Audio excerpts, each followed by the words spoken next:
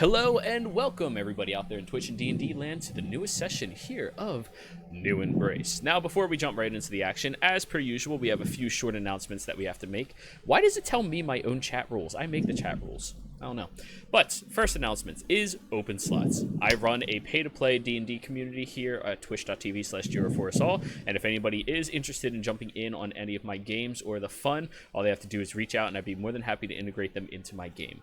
If you need to know what slots are available right now, go into my chat in Twitch and type !open slots. It'll show you everything that we have fully open. I need to take away that Wednesday game because we're full here. We don't have any room anymore.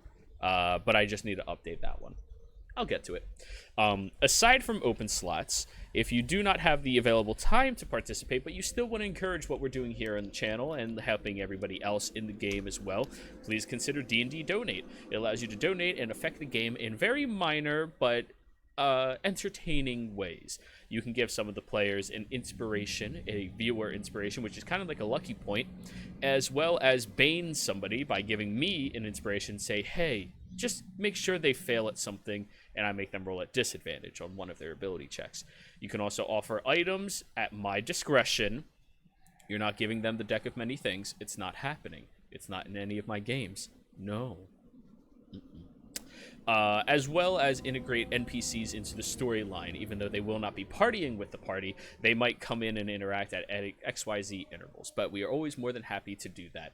And if you are ever interested to see what I'm working on the side, !projects. That'll show you what I'm doing on the side and any of the fun little things. I am currently only doing two fun things, and that is working on my one-shot module that is in beta testing right now for Murder of Savannah, as well as playing Monday afternoons on Goldheart Gaming's channel as Felix, a very interesting and crazy individual. He's crazy. There's no way around it. He's very disturbed in his mind. But I don't think there's anything else we really need to go over. So, how about we have Hocus give us a recap of what happened last time here in New Embrace. All right. Well, it was our first session, and we started out in the Rusty Knuckle in Umbridge on a very busy night. It was right before the winter solstice, and this marks an important day in Umbridge as the Yggdrasil tree becomes the center of an event where the veil becomes very thin, and it almost like the aurora borealis comes through.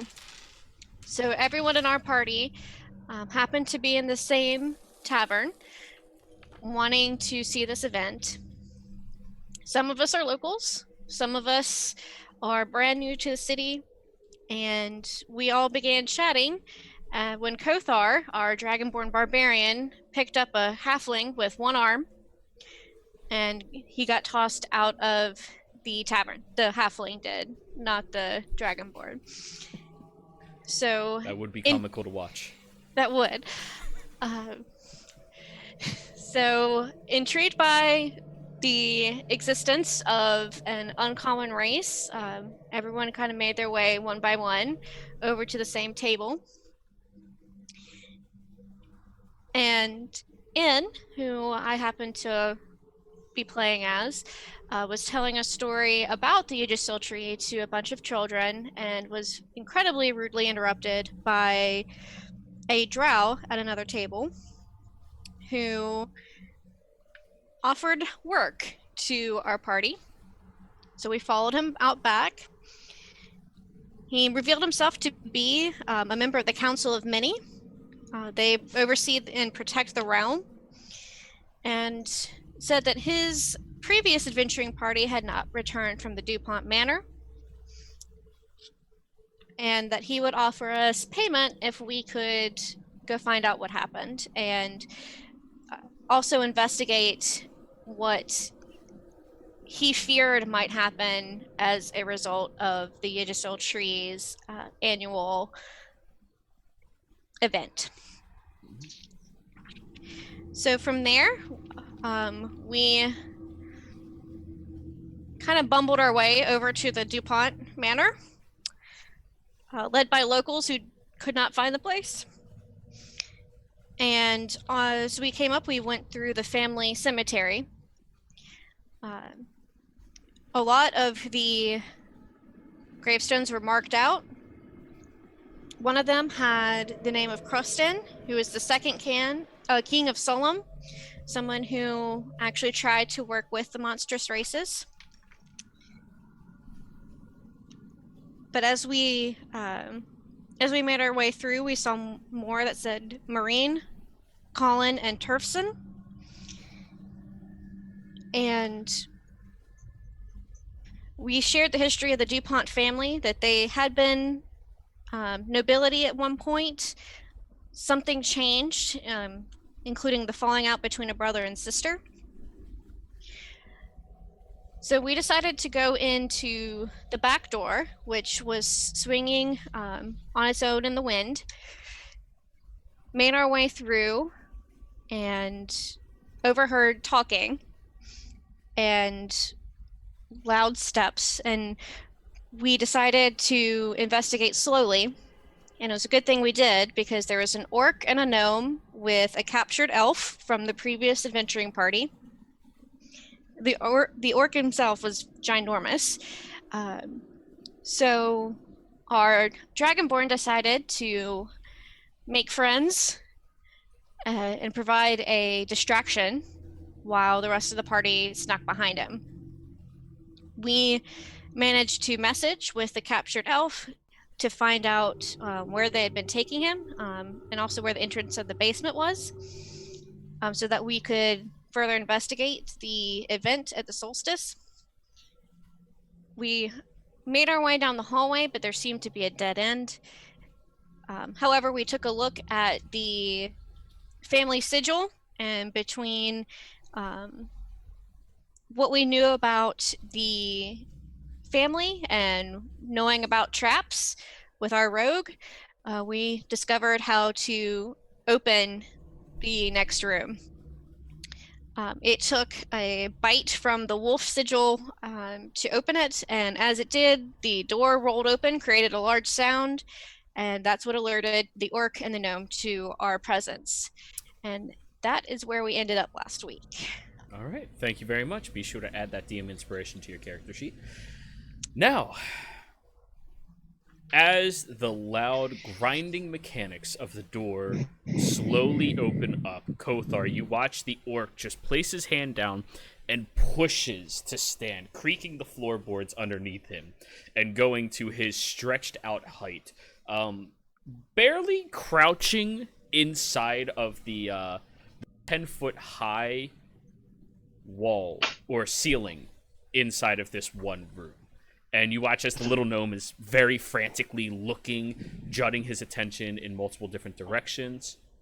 That's a big fucking orc. It's a big fucking orc.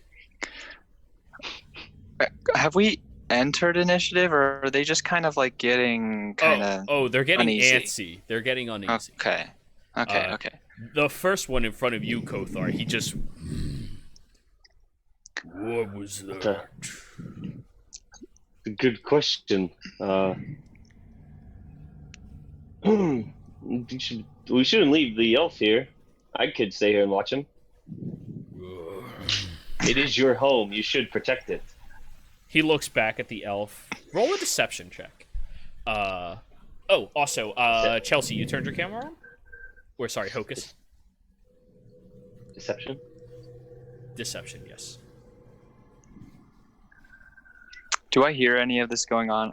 Solaris kind of like pressed his back up against the wall near the door. Oh, yeah. Your passive is high enough, and they're not trying to be sneaky. Okay. Oh, wait. 14. 14. Not bad. Not bad. Let's get the orc first. Oh, God. The gnome. The orc looks at you and goes, "You know, I'd appreciate that a lot. It means a lot to me." Just like moves his hand, very stinky maul, very unclean, onto your shoulder and pats it. And he reaches down towards one of the chairs around him and just snaps the leg off of it as a club and just starts looming in that direction.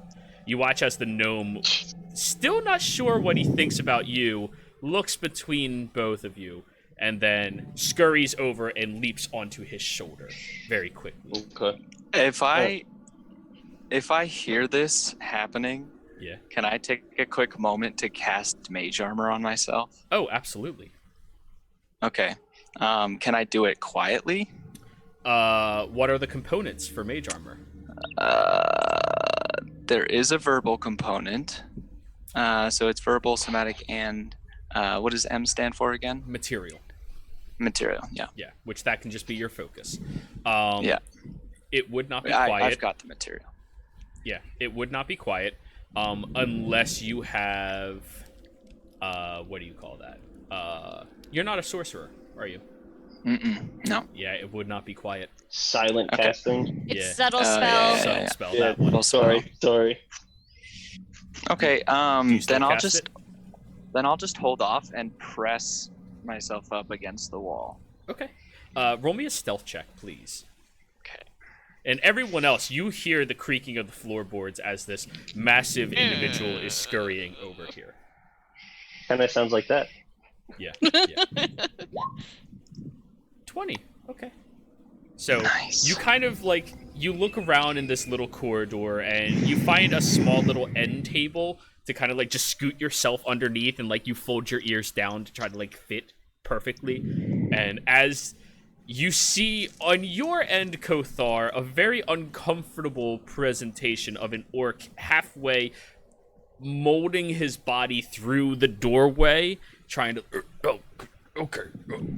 and looks down the hallway. Gabriel, you are in plain sight where you are standing. Okay, like I said, I probably would have been up by in. Oh, I didn't hear you say anything. Sorry, I don't think the push to talk went off. All right. No, I voice it. Gotcha. So yeah, you moved up by N. Go ahead and do that. Move up. And the orc is going to try to see if he sees anybody down here. Quick, hide. Now, Work. Solaris, roll me a perception check. Alrighty. It's a 6. Okay. Nothing else. I'm hiding. Yes, you are. And down the hall, I need Gabriel, Cloud, and Rowan to give me dexterity saving throws. As a large chair, a sofa, is lifted and thrown down the hallway at the three of you. Oh my lord. Gabriel is successful. Cloud is successful. Rowan, you failed.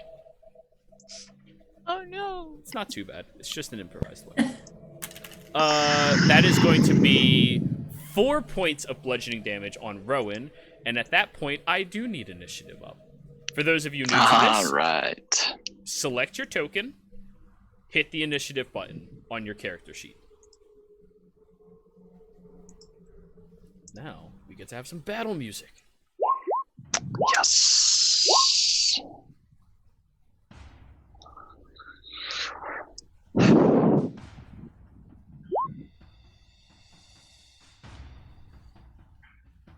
Hey DM, how do I do that? You select your token, open up your character sheet.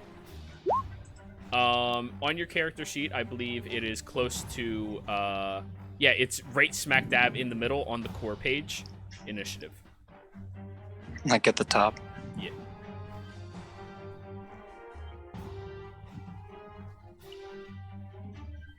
It's above your hit points.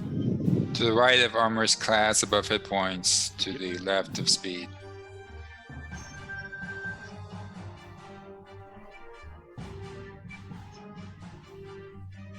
If you have the stream open, I'm circling around it on your character sheet.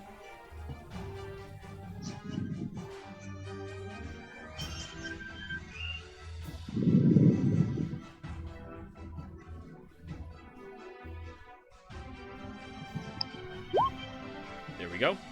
Got the button for you. All right, not bad, not bad. Alrighty. Is that everybody? I believe that's everybody.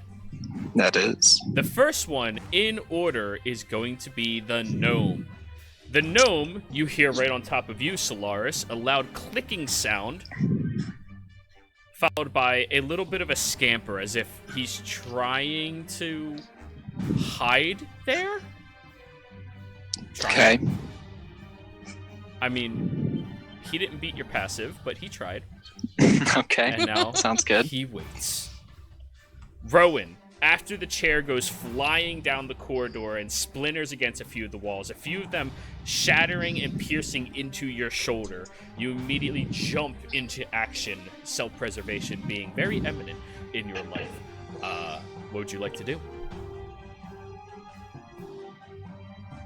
Can I use a spell? You certainly can.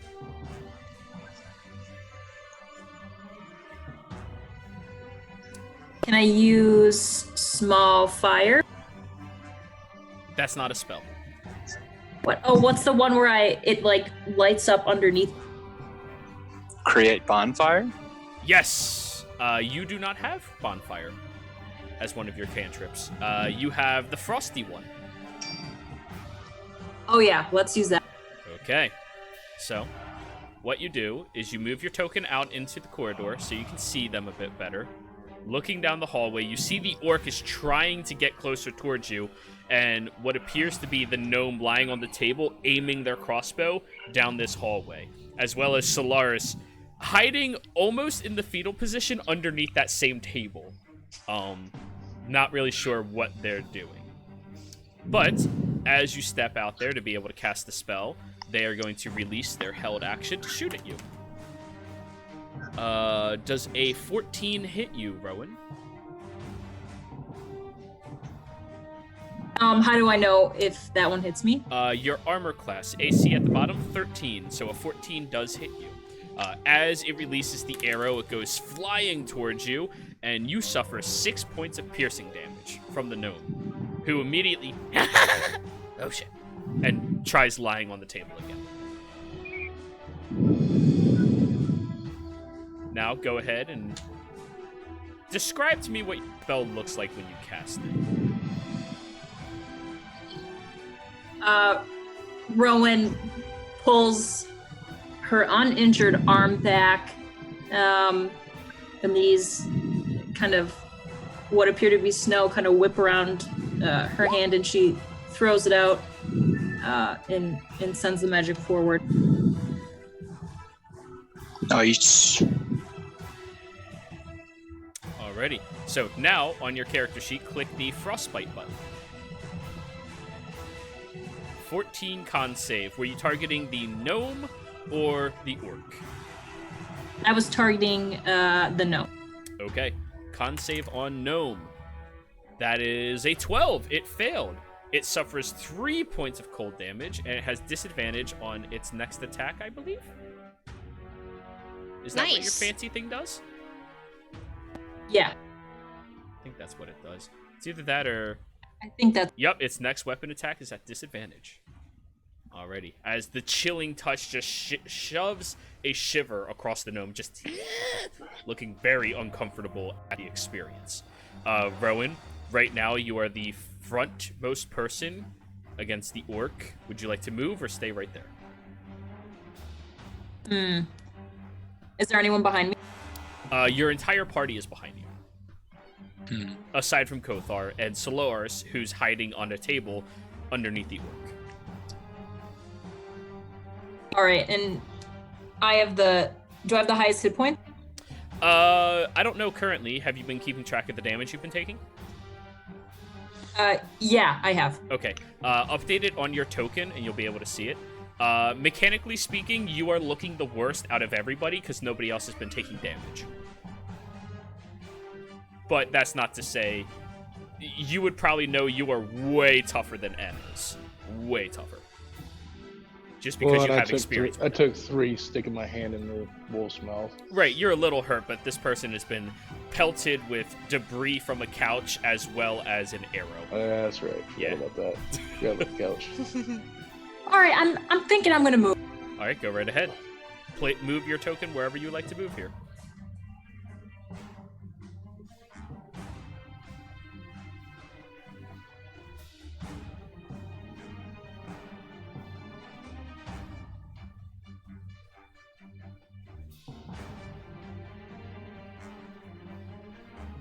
Troubles?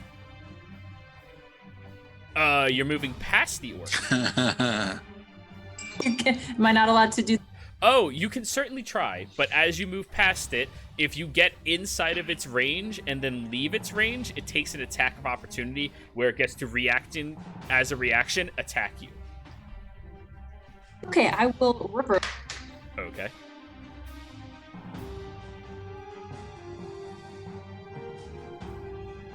How's that?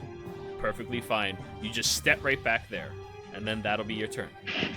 Solaris, as you're kind of underneath the table holding your ears down, you hear the gnome on top of you, and you see like the fat of the leg of the orc right beside you. What would you like to do? I would like to. So Solaris just kind of like softly starts whispering an incantation and tracing a sigil in the air. That's just kind of like a faint blue, and he casts Charm Person on the orc. On the orc? Okay. Yes. Please roll that in chat for me. So, there you go. Level 1. Wisdom save. Orcs are known for their wisdom. This orc in particular is proficient with all wisdom abilities. Wow. However, it has a -2 to its wisdom, so it failed. All right. It's pretty good. Yeah. Sweet.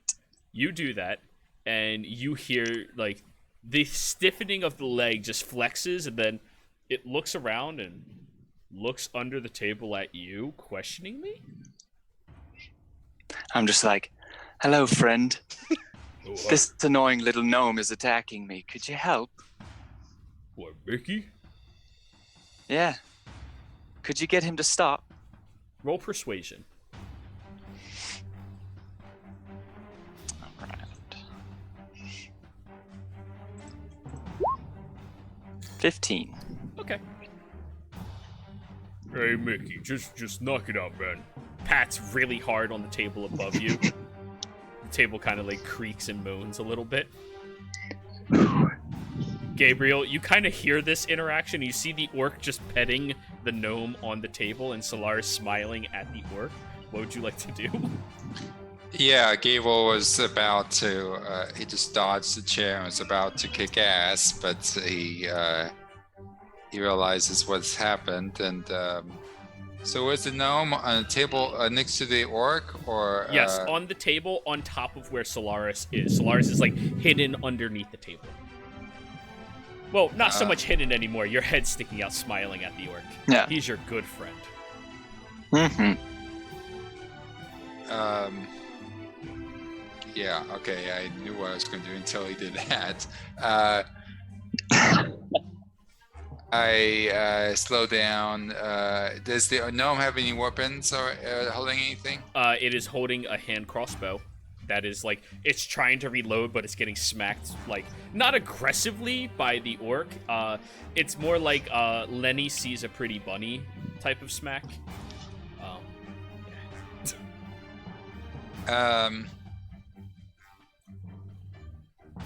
Yeah, Gable will walk up to the gnome, point his sword at it, and say, "Drop the crossbow."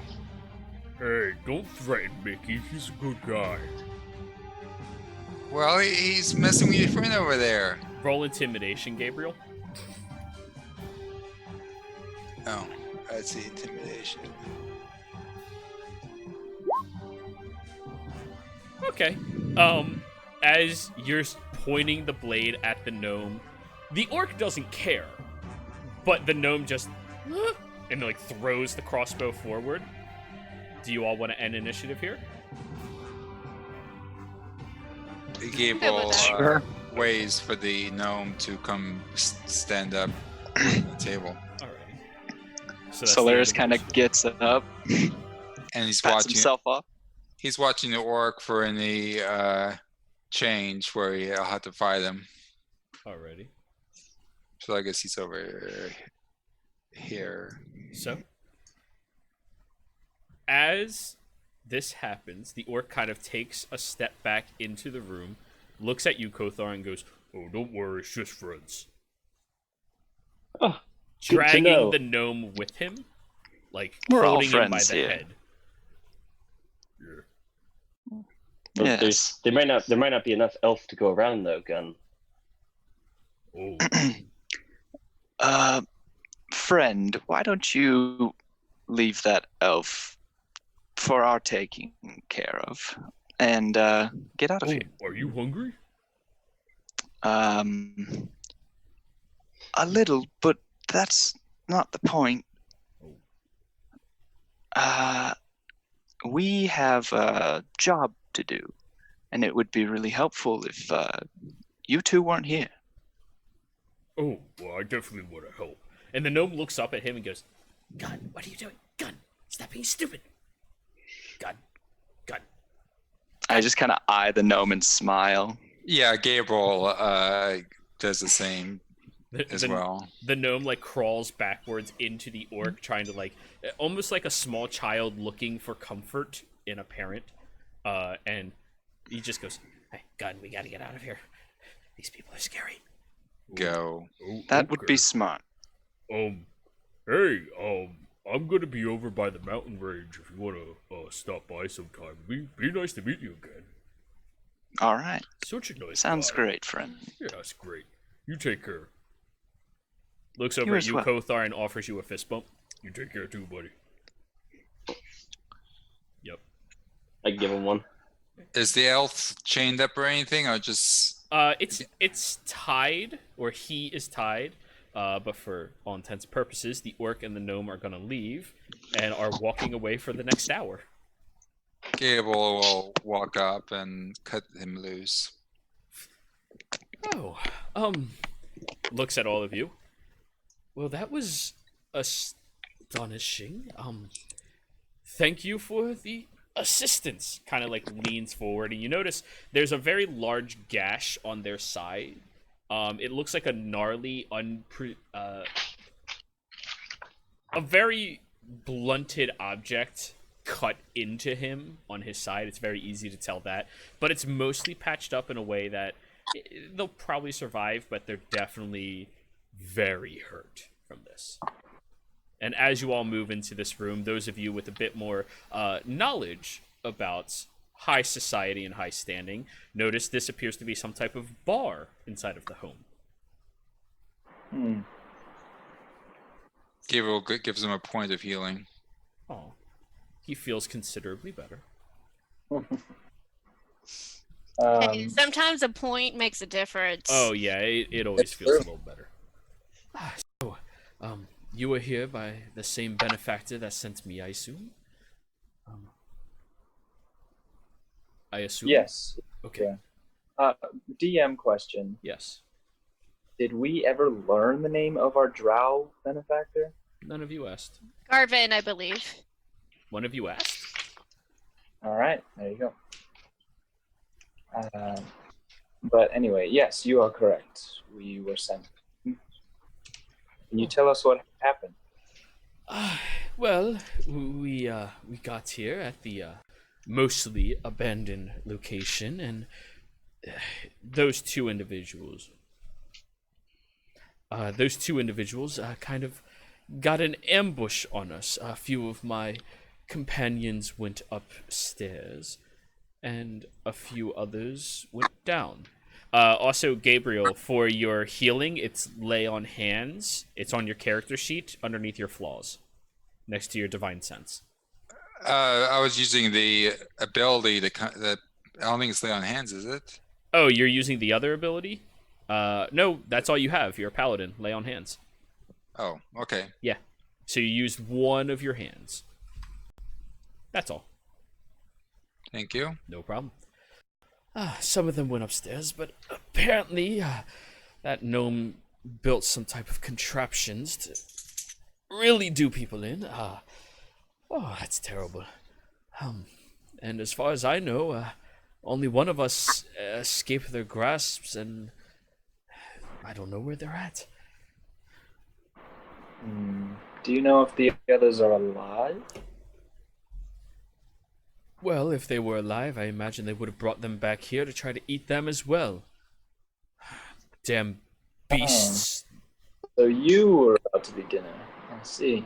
Well, it's what the beasts always do. They feed on our kind, our privilege. And at that point, just speaks in Elven and be like, yes, and one of their kind also stalled long enough for us to save you. Oh no, I could still eat right now. Looks at you terrified at that comment, Kothar. Gable listens to the conversation while searching the room. All right, roll your investigation, Gabriel. Should name Elf. By the way, Inglis. what was that noise? Incus. Inglis. Inglis. I'm guessing you typed it. Ingles. Inglis. Yeah. Yes, I'm curious about what that noise was as well. It echoed through this room like an echo. Ow, this really hurts. Did you all find something then? Some big ass door. Kind of look like. Didn't really open all the way yet, though. I don't think. Oh. A door? Well. Do you mean to say you found your way into the basement? That's what it Who's looks like. asking? One of the people who was on this job before you? Maybe. Okay. Well, we should get on with it. Do you think that you're strong enough to accompany us? Like to leave? He stands, kind of like propping himself up, and if anybody has a spare weapon, I believe I could, at minimum, swing it from side to side. Gable helps him up. Thank you. I'll hand him over I one have of a my cooking daggers. pot. You give him a I dagger? got a dagger. All right. Yep. Well, it's not my favorite, but it'll do. Just flips the blade in his hand. All right. You could always go find your old party members. I'm sure they probably have something on them. Good point. I'll go look for them. Do you mind if I keep this for the time being? Shows you the dagger. Of course. Thank you. If our paths cross again, I'll be sure to return it to you. By the way, Gabriel, as you've been searching the room, there's a couple of rations kept underneath the piano that you kind of noticed. Not anything to write home about. It's well enough preserved meats of the miscellaneous variety.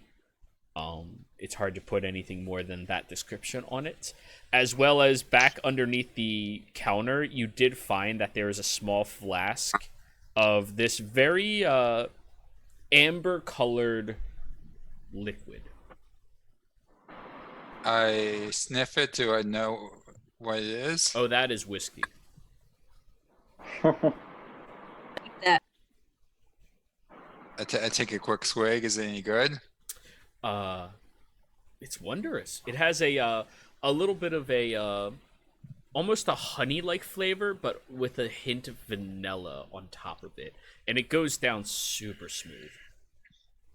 Looking Yeah, at so- the branding on it, it's mostly covered, but you wipe away the dust a bit. And it's called a honeysuckle whiskey.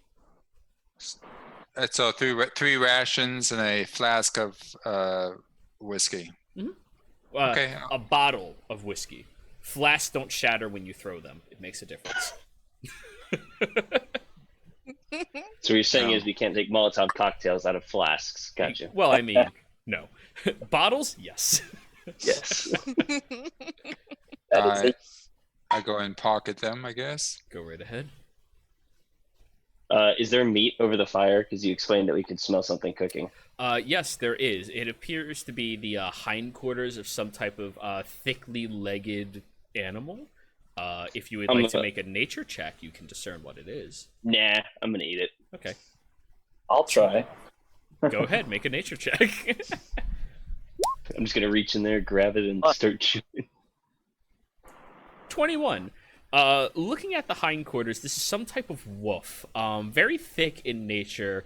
Might be close to that of a dire wolf, which might put it in perspective that these two people killed a dire wolf. Those things are known to sometimes ravage villages by themselves. Especially in the harsh winter-like climates where they seem to thrive much more easily than most other predators would. But you rip it off and peel off a big chunk. I mean, it's pretty good meat. It's really stringy. Yeah. The direwolf. Rowan just Wondered why it tasted like dog. What'd you say, Rowan? Rowan looks mildly disturbed. I guess this is an important question to ask the druid of the party. Are you a vegetarian? I'm a pescatarian. All right. Sure. Oh yeah. So Not you a fit. true pescatarian. She hasn't told us about it yet. Yes. She would tell everyone she's a pescatarian if she was. No, that's a vegan. Oh. Yeah. There's a difference.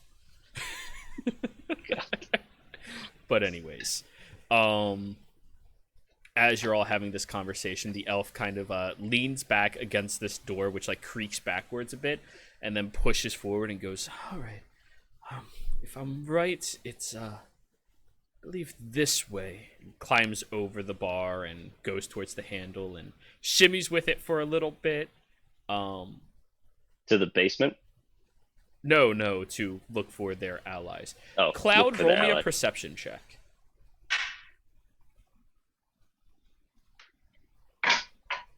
15. You notice they kind of finagle a couple of very thin, precise tools in order to open this door that is locked fairly quickly.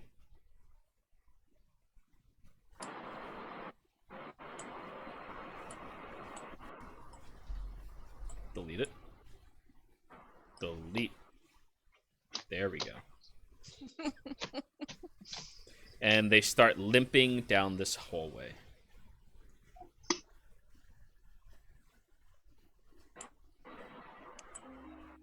Should we follow or head to the basement? I'll hop over the bar and pretend to be looking for more like stuff to drink, but like keeping an eye out on what the elf is doing. All right. Roll me a perception check.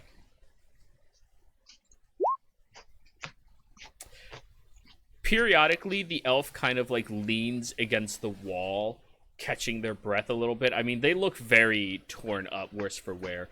But after a few paces, pausing, starts limping up a staircase that you notice is back there as well. I feel like picking up a another person would be ill-advised, especially for how wounded they are. By the way, Rowan, are you okay? You have some wood stuck in you still. Pull out like a piece of the chair. Feel a little stiff. Maybe a little bit woozy.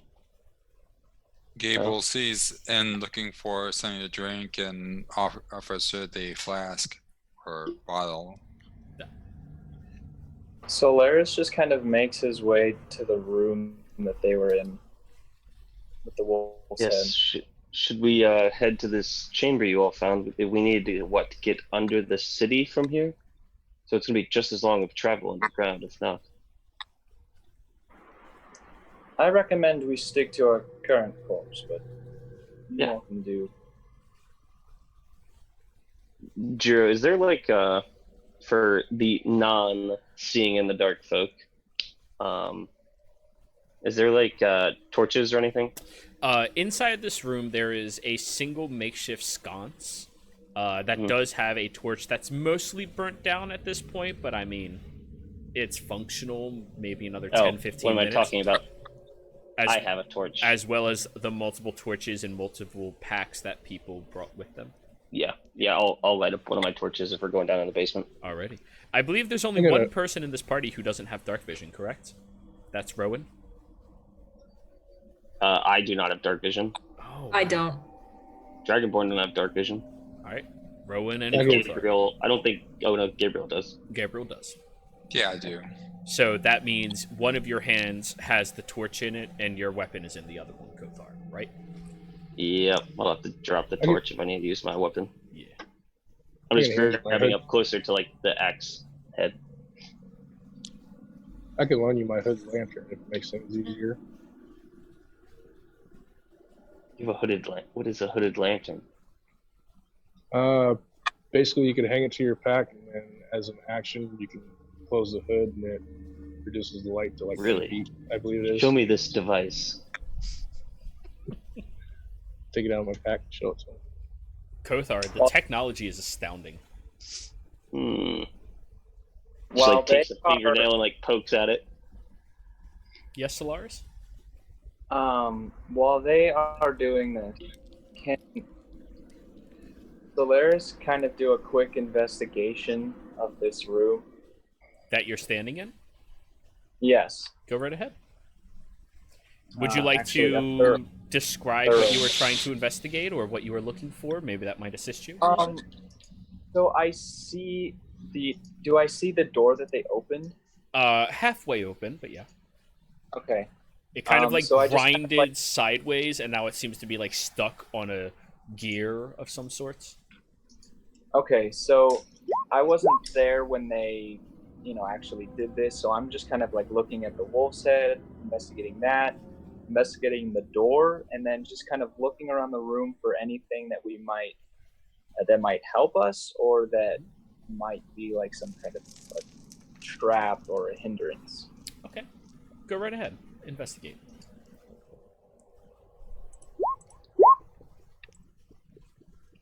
Ten.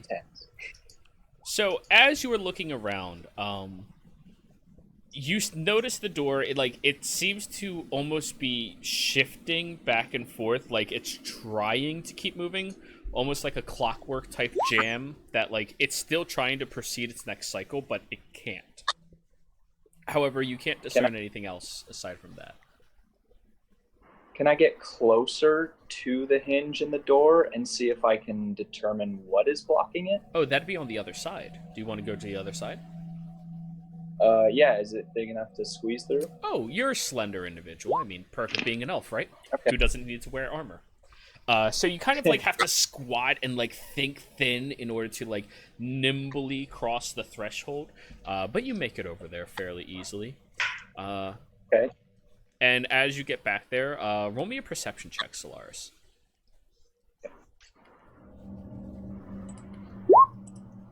11. You notice inside of this section of the door, there's large mechanical components up top and bottom that appear to be some type of clockwork-like contraption, almost like gears that turn and shift. This realm of understanding is not something that you are very knowledgeable about. You don't have any knowledge in tinkering, correct? Not really. All right. But you do notice the one door towards the bottom. There appears to be some type of blade stuck inside of the groove that keeps like snapping against as it's trying to push. There's no hilt attached to this blade. It's just a blade. It appears to be about 4 inches long in total. Can I try to mage hand pull it out? Sure. You summon your mage hand. Roll mage hand for me, please. I need to read something about it. Okay.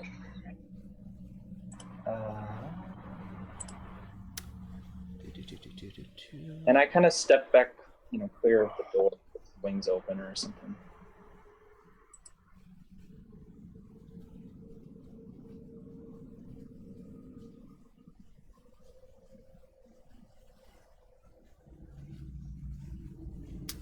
All right. The mage hand goes to grip towards this blade, and it passes through the blade, unable to interact with it. Roll me an Arcana check.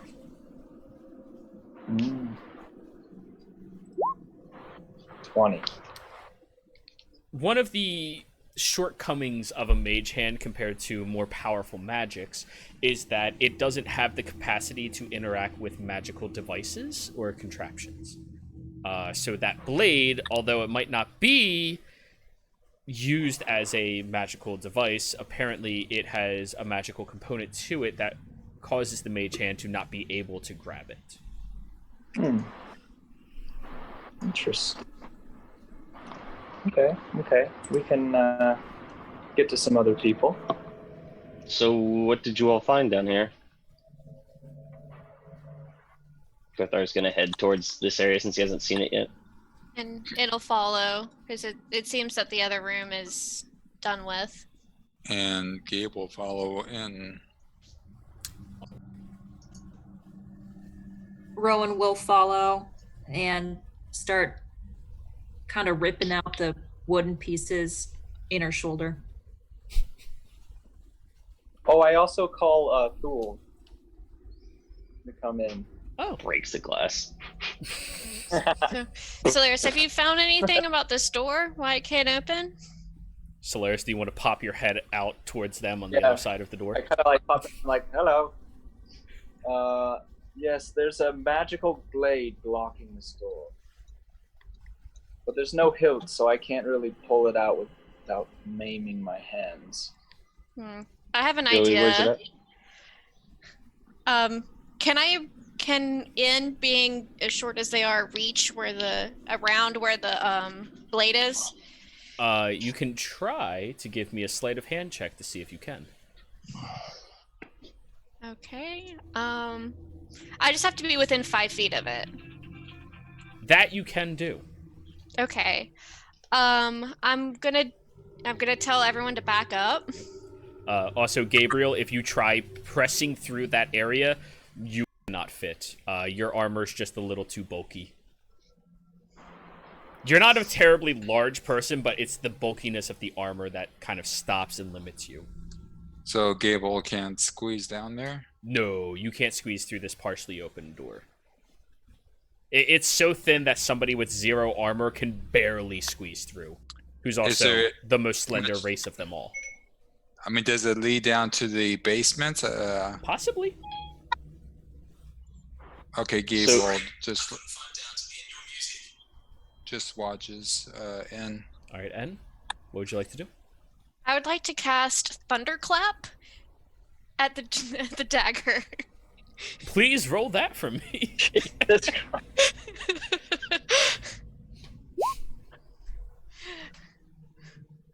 Creative solutions. All right, let me look at the spell.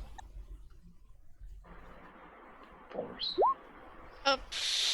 So, you create a burst of thunderous sound that can be heard up to 100 feet away. Each creature within range other than you must succeed on a con saving throw or take 1d6 thunder damage.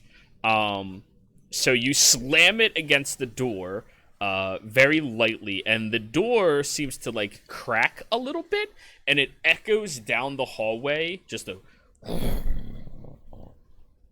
echoing for a while. However, the blade seems to still be stuck in that location. So the door started to crack? Oh, yeah. Okay, then I'm just going to keep doing that until it splits. All right. All of you hear what sounds like... all of you hear what sounds like an applause of thunder striking against it and starts their own drum solo, apparently, just slapping against it over and over until eventually, like, the door starts breaking away, large enough that you guys can, like, squeeze in and through. However, all of you are very certain if anybody's inside this building, they know somebody is here. Oh yeah. Did she bust the doorway enough for me to grab the blade? They, first off. They, Hey, please. sorry. You could have grabbed it this whole time. You just have to reach down for it. Oh. It wasn't like jammed. Oh, it's jammed in there, but like you can grab it, no problem. Okay, I try to pull it out. Okay. Give me a strength check. Not my strong suit. I was just trying to have anyone avoid having to like grip a bare blade to get through. Well, you did manage. As you reach down, Solaris, noticing you do that, Solaris just goes, okay, grabs it, and pulls, jimmies, and shakes, and as you rip it out, you do suffer 3 points of slashing damage, Okay. touching the bare blade, and you notice the wound that it cut into you was a bit deeper than a normal blade should be capable of doing. It's fairly sharp, or rephrasing, very sharp. Okay. And I, it's a little sword? It's only about 4 inches in total. Okay. And it's just a blade. It's just a blade, no hilt. It does have like a, the bottom side of it seems to have been jaggedly cut, but it... Roll me an investigation. Like a makeshift shield? Yeah, the bottom side of it seems to be jaggedly cut. That's about it. Okay. I just kind of like take out some parchment from my pack and wrap it, put it in there. All right. Go Shall ahead. we? Kothar kind of tears off some of the cloth that's like wrapped around his like arms and chest and stomach, and just hands it to Solaris over his hands. Oh, thank you. It's a bit old. All right. Hopefully it doesn't get infected.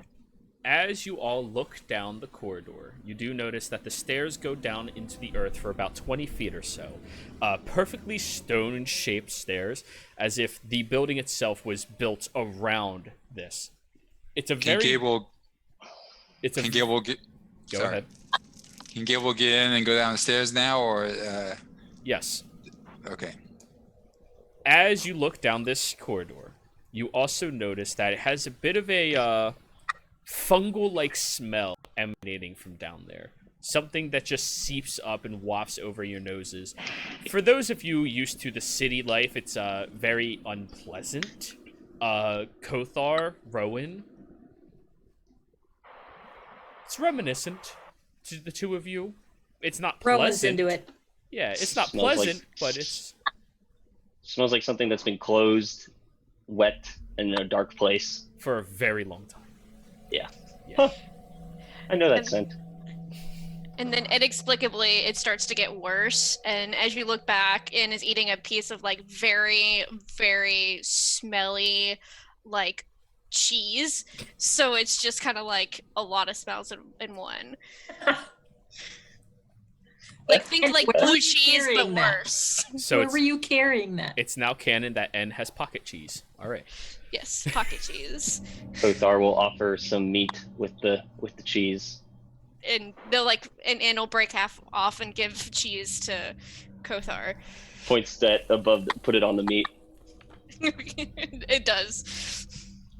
I'll use a little bit of fire breath. I don't want to use my whole thing, just a little bit. Create your own Like melt the fondue. I cheese. like it. I like it. Yep. And So, Gabriel, you're the first one heading downstairs. Yeah, if everyone looks like everyone's going to head down, I'll carefully go down the stairs with my Yep. sword pulled.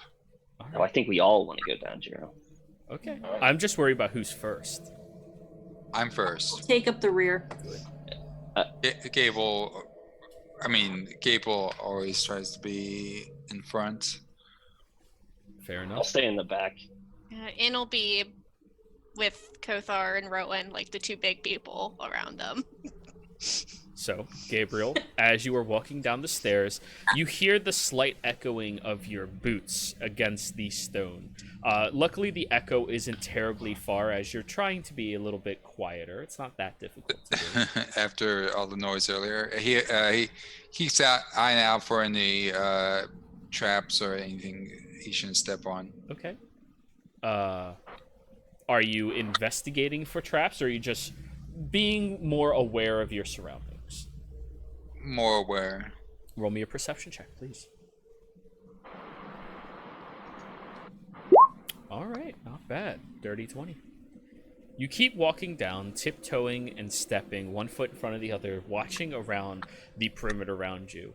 And the only form of light is the one lamp that's kind of hanging off the side of the bag of Kothar that just swings ever so lightly from back behind. And as you get all the way down the staircase, you come up to a solid metal door with a single 2-inch slit shut inside of it and a handle that appears to have no twisting mechanism or lock or key. It's just a grip type of handle. Gable puts his ear up to the door to hear if he sees if he hears anything. As you put your ear up, you sit there and you concentrate. You hear what sounds like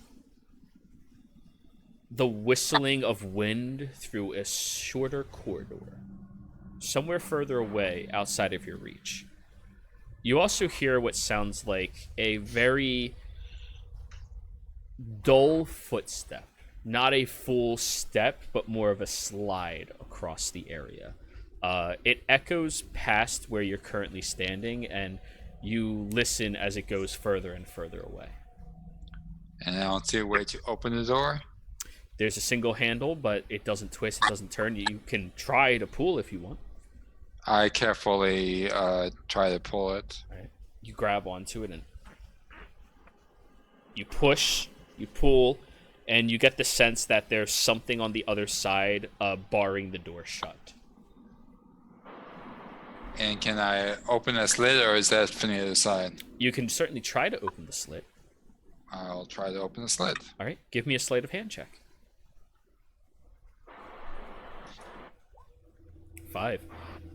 You don't see a place for you to get your gauntleted hands to grab and push it away, or like get any leverage or grip on it. So like you push and you try, and it just, you're not having any luck with it. I look back and tell everyone what I heard. And anyone any good with doors? Cloud standing right behind you, as he literally just posted as you were asking that. Yeah. Gable waits for him to take his try at the door. So yeah, Cloud will take a look at that slit. Alrighty. Roll me an investigation.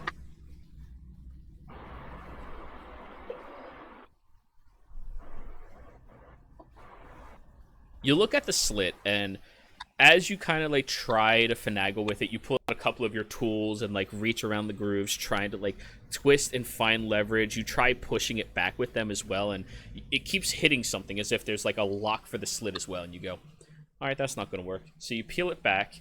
You look around you. You get underneath the door, and you notice just about like 4 inches past the door, there's a tiny little pressure plate that's uplifted slightly, as well as a single wire stripping towards the wall and back towards your door itself. You can't reach it from here, but you think that might be some type of mechanism to temporarily unlock the door.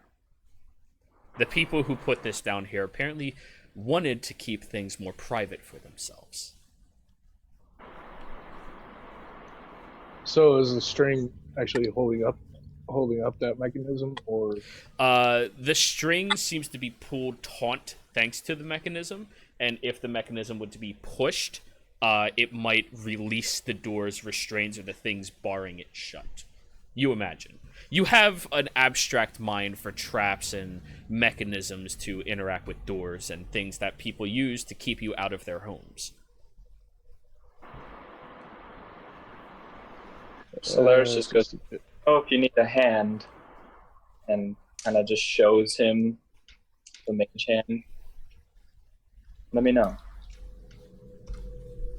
Yes, there's a mechanism in this door. You could possibly be a deer and try and push down on it. Don't know how much force you can exert with that thing, but hopefully it doesn't take much. I'd say I'd probably up to 10 pounds. So let's try it. All right. And I kind of look where he was and mage hand under, if I can. Alrighty. You look down and you see the location, so your hand just appears. And then I just kind of push down on it and see if it can exert enough force to push the pressure plate down. You all hear a loud click, and the door in front of you pushes forward. Loudly. Not terribly. I mean, more quiet than the clapping upstairs, but definitely louder than the tiptoe of the stairs. Gable kind of moves in front of them so that nothing can attack them and takes a look around. So you grab the handle now, dragging it all the way open. And you notice right behind that slit that is in the wall, good thing you didn't open it, as there are 3 large 6-inch spikes, angled and mechanically ready to swing through it if it were to open. Oh, well, that's lucky. Lovely. Looking at the spikes, there is a little bit of dried blood attached to them. And as soon as the door is open, that fungal-like smell that you were all breathing in before pushes and emanates much more through the chamber that you are all filtering through right now. It is definitely dry and very damp down in this location. Those of you with any survival skills out in the wilderness, please roll me a survival check.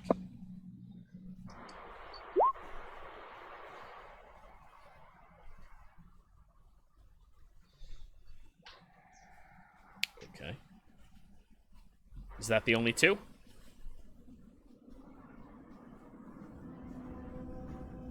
Yeah, Alrighty I then. wouldn't consider myself coming. Alrighty. Rowan, as the door opens up and you get this waft through here, you do sense, or you kind of take in the fragrance of some type of stale pool of water somewhere down here. Something undisturbed, larger than a puddle, potentially much larger than a puddle. A body of water that seems to be either naturally involved in this location or growing over a long period of time. It's hard to discern. However, you also smell rotting flesh. Can I?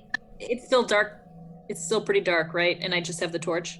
You have the lantern on Kothar's side. Okay. Gable looks around for anything that's dead. Is this a chamber or a tunnel?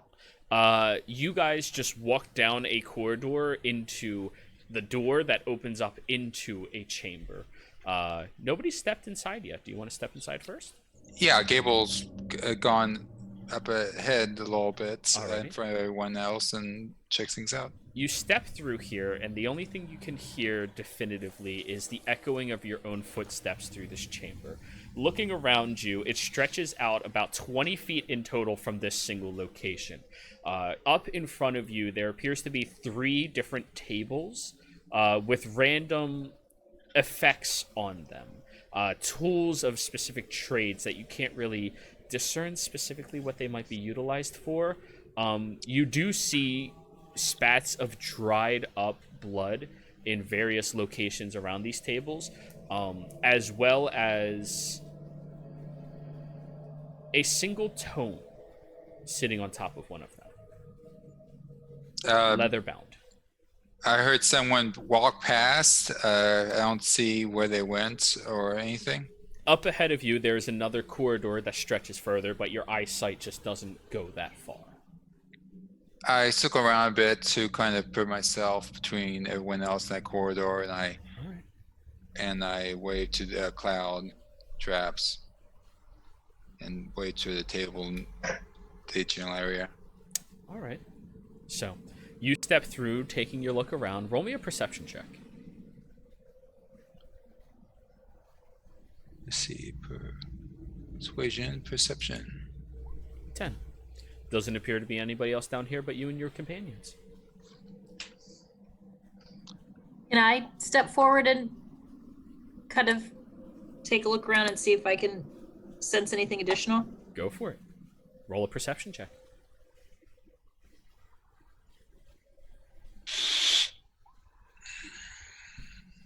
So, you see hunkered down over in the corner appears to be a very odd looking creature that you've had no previous interactions with. It has reddened skinned, big eyes that sit off center from their face that seems to protrude a little bit further out than usual to a pointed nose. The big eyes are perfectly black and it looks very scared, shaking in that corner. You do see these two half-developed, half-indeveloped web-like wings kind of like wrapping around itself as well. And it has a little bit of a forked tail that is whipping back and forth and is trying to stay hidden away from everybody in this room. Would I know what it is? Who is asking that? In? How much knowledge do you have about that side of your heritage? Or roll a religion. Roll a religion. All right. Guidance. Not much. Well, roll a d4. 7 still won't get you there. It Yeah. looks a little scared, and it seems to not realize that it's been seen because it blends into the area fairly well. The darkened red skin like kind of sits against the stonework better than most other individuals would. And it's very small, maybe only like 1.5 feet tall in total if it would be standing, but right now it's like crouched in the corner. Okay. Can I try speaking to it infernal and Go ahead. I'd say that, hey, we're just passing through. We don't want to bother you. So if you don't bother us, and if there's any else like you down here, if they don't bother us, then we'll just pass on through and not bother anyone. Roll a persuasion. I assume Gable sees that she's talking to something and kind of. They are Who's talking up? to something. Sorry, they is talking to something and kind of who's up, kind of protectively to the side toward. That much you can absolutely do. 23. As you start speaking like that, it looks up at you and replying in Infernal. Does anyone else here understand Infernal? It's worse than German. Yeah. Nope. Abyssal, but not Infernal. Abyssal is at least the same dialect, but it's not the proper language. It's kind of the difference between like Spanish and English. It's really not that different, but it's pretty different. And as you say that, it kind of like looks around and like peeks up over at you and goes, were you one of the first? The first? Yeah. The first to come through.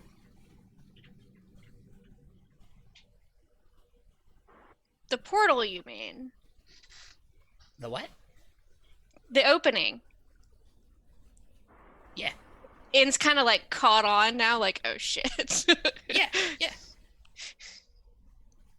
Yeah, I've been here a while. Oh. Is it nice? How? It's not bad. Is it fun? It is fun. I heard it's fun. So what's your idea of fun? Oh, playing games. Playing Dice. games. Dice are fun. Dice are fun. Dice are fun. Yeah.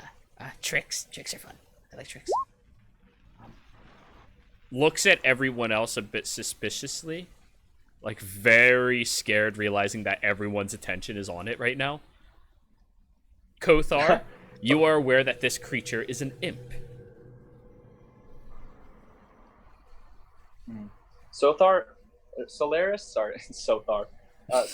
is like vigorously taking notes on this creature. He has pulled out his notebook and he is like drawing all of its anatomy I would like as they're having this conversation. I would like to point out that you created your own ship name. Continue.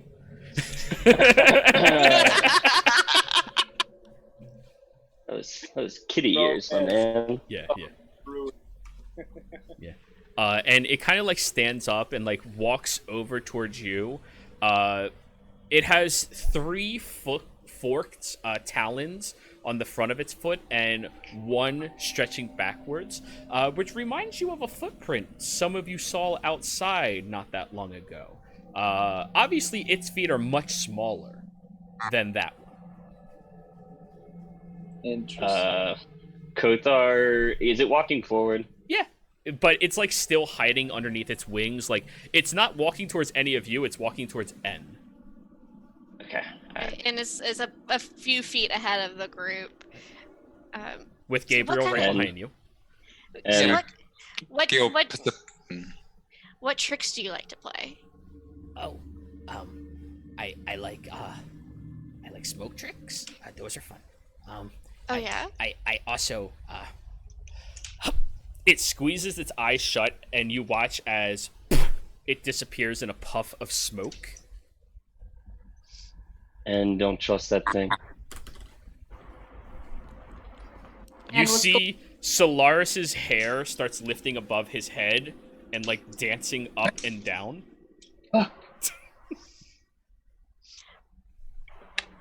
So In will kind of play it safe and use Elvish because it seems a lot of the party knows Elvish. This is the thing that came through the portal. It thinks that I have as well. I'm assuming it's just one of many that might come through. It said I'm afraid of. it asked if I was one of the first, so there's very much the possibility. Solaris, your hair is there's getting many. braided. Oh, what is going on? It looks Do we- good, Solaris. does it say where this portal is? Do you speak? I'll ask. Wait, does everyone in this party speak Elvish? I do. Rowan does. Nope. Okay. Okay. I was a little scared. It's like you guys have your own. Okay, that'd be fun. We can just have secret conversations. Yeah, in front of the dwarves. Yeah. Fucking elves. I'm just gonna start talking in thieves' cant to myself, so nobody else will know what the hell I'm talking about. Reasonable. After the braid's done, it reappears, kind of like just squatting on your shoulder, N. It's over on the left-hand side. Like, Perfect. its talons are kind of like not digging into you, but it's definitely squeezing enough as a perch. Uh-huh. Thule is looking at it like, ooh, snack. head bobbing. Is that snack? No, that's a friend. I say Infernal. That he does tricks for us. Oh, that's fun. That is fun, right? Yeah. So I think I came out at a different place than everyone else. Can you show me where you guys came out? Oh, I'm not going back there. Oh no, what happened? Big ones. Big ones coming. Is it Big speaking ones. in common or infernal right now? In Infernal. Infernal. Yeah, it's Okay, speaking its alright. native tongue. Kothar is getting very impatient, by the way. And people are saying impatient. Yeah, very good. But yeah, like he's starting to like grip his axe fairly hard right now. Yeah. Yes, I reasons. snuck through before the others got here. It's not thin enough yet for them to fit through. They're big. Oh, I see. Okay. You're Well- small. You fit though. I'm surprised you fit though. Yeah, Before me? I'm skinny, and like In points down at themselves, and like because they are really fairly thin of a person. And the imp looks at you 1/8 your size. Oh, okay. Yeah, so pretty tiny myself. So it was getting the horns through. That was the issue. That's reasonable. I had to pull my tail in. Oh yeah, that tails, and waves their tail around. It looks down at your feet and goes, Baphomet. Mm-hmm. You know Baphomet? What did Anybody you- proficient in religion, roll a religion check, as that word is the same in Infernal and Common. Kothar. I'm not proficient in it. Okay. Kothar. Baphomet is one of the rulers of the 9 hells. Do you understand what that word means at all? Yeah. N. Probably not. Okay. It looks down at your hooves and, like, it smiles and goes, "Are you Baphomet?" No. No? Oh. Who are you associated with? Wait. Are these your slaves? It looks around at everybody else. You have a lot of slaves. They're less slaves and more like Contractors. Yeah. That. Cable doesn't recognize it. Cable doesn't understand any of this, right? Nope.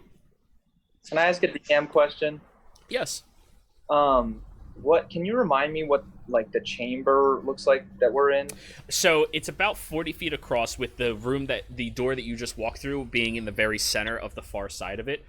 There are 3 tables in total, 1 longer table on the right-hand side, 2 smaller ones on the left-hand side with many different, like, various tools, dried pools of blood around them as well. And aside from that, none of you have ventured any further to find anything. There is another corridor further away from you, but your visual range just doesn't extend that far. Did I hear you say at some point that there was a tome? Oh yeah, there is a tome on top one of the tables. Yes, he did state that. May I go over to it? Sure. And I just say to the rest of the party, can I have 10 minutes? Have Cloud check it out first. You said that for in common? traps. Yeah, I just say that to everyone. Can I have 10 minutes? The imp looks over at you and goes, Oh, that's a big book. speaking in common. It is a big book. Yeah. I very much like books. Hello, contractors. Waves at each And of do you. not trust that thing. Oh, Okay, so not really hearing an answer, Solaris just starts to ritually Yeah. cast detect magic. Ritually. The imp kind of like pushes off of N and flutters over towards you. It looks at the braid and goes, I should have done a better job. I think it's Fix fine. it, or like, Sure. and it starts unraveling the braid and then just goes through again. It like uses its talons to like brush your hair a little bit as well. Solaris is kind of secretly enjoying it a little bit. He's like, all right. And your owl is hating every second of it. So Anne will come over, and as Solaris is concentrating, start to have the conversation in common. So, my contractors, wink, wink, and I, we wanted to meet the next part of the group that's coming out. Can you tell me where we can do that? Oh, yeah. It's past the Dum Dum room. Closer towards the puddle. Downstairs. And it smells. You can't miss it. It smells like home. Oh, okay. Is this in English? Common, yes. Common. Yeah, so Anne is has heard the not happy about the infernal conversation and is switching to common, kind of going, yeah, we're all friends and co-workers. Kind of Fantastic. the implication. That's great. That's good. That's good. Yeah, I don't have a Yeah. contract yet. Implication. I see. Well, Not yet. I hope that happens soon for you. I need to find where I belong. Yeah, you know. and It's not good just to jump into things like that. I mean, it's a lifelong servitude. I really have to think about that decision before I make it. oh, definitely. And it's just playing, has no clue, but is playing along. Yeah, definitely. You definitely want to pick the right job because, when you enjoy your work, it doesn't feel like work. You know what I mean? Yeah. I mean, I don't want to be a soul sealer. That doesn't sound that fun. Are you a soul sailor? No. I more gain information. Like I travel around and learn stuff from people, and I think I could do that. I think so too. You're easy to talk to, Thank you. Thank you. and the whole disappearing thing, so you can listen in on stuff like that would be helpful. Oh, it's a lot of fun. I do it all the time, and just poof, disappears in that little poof of smoke and keeps braiding. So that's really helpful, and the best part about all that is when you listen and talk to people, and you don't have to go in and murder people, which is great because sometimes they do their own thing, and watching what happens from that, you learn so much. Well, I'm little. I don't think I could murder people. Yeah. So hey, the learning stuff about people, that sounds like the perfect job for you. Yeah, I might do that. Who likes learning? Who likes learning? Looks over at you, Kothar, becomes visible again and looks at you, Kothar, and goes, You don't like me. No. Why? Because you and I'm assuming friends I don't have many cause friends. issues. He came through by himself, Kothar, and there's that whole but it's a baby kind of He look. came through. Yeah. Where did he come through? Oh, the place I just told you. Smells like home. Yeah. Are Closer to the others puddle, through? downstairs. Past the dum-dum There's- room. Yeah, past the dum-dum room. So yeah, I said that we were going to go there and be the welcoming party, and and then let him get on finding his job, which is going to be to meet people and travel. How cool is that? Yeah. We could definitely welcome the rest of them. Oh, that'd be great. What is the dum-dum room? The dum-dum room? Oh, that's the room with all the dum-dums. They don't talk. But they're very hungry. I noticed that. Oh, I'm Balls. casting. I don't hear this. oh no, you have a general sense of your surroundings, but you go, Okay. However, I think 10 minutes has been long enough. You finish it. Okay. You just see kind of, his eyes are glowing blue, and he's just kind of over the book. This is an archaic book, one that you would be knowledgeable about because many people from back home have copies of this book. This appears to be somebody in particular's copy. It is called a Tome of Secrets. It is supposed to be something that can create a bond between a mortal person and a extraplanar creature. Although you don't know which creature it might be, it is something that can enhance their abilities if they make a deal with them. Okay. It is I take that illegible information. by anybody other than somebody with a pact.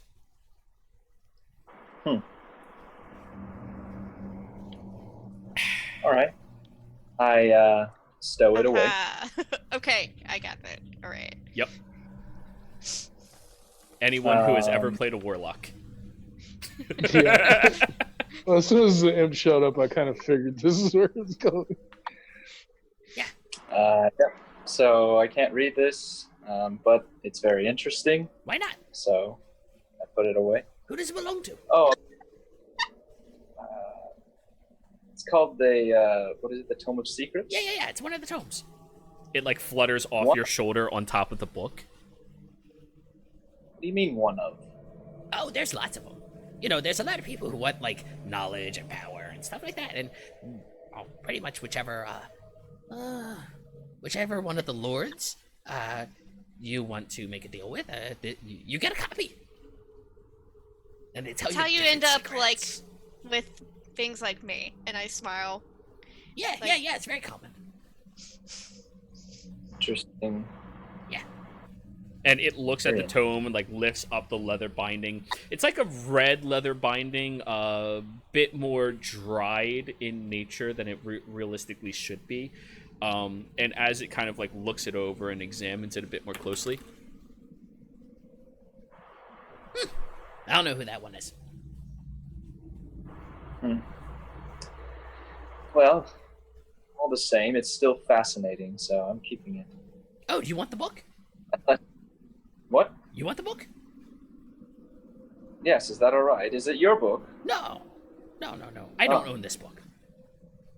All right. It lifts the I book. want. You can have the book. All right, I take it. Okay. All right. Well, it seems that we are.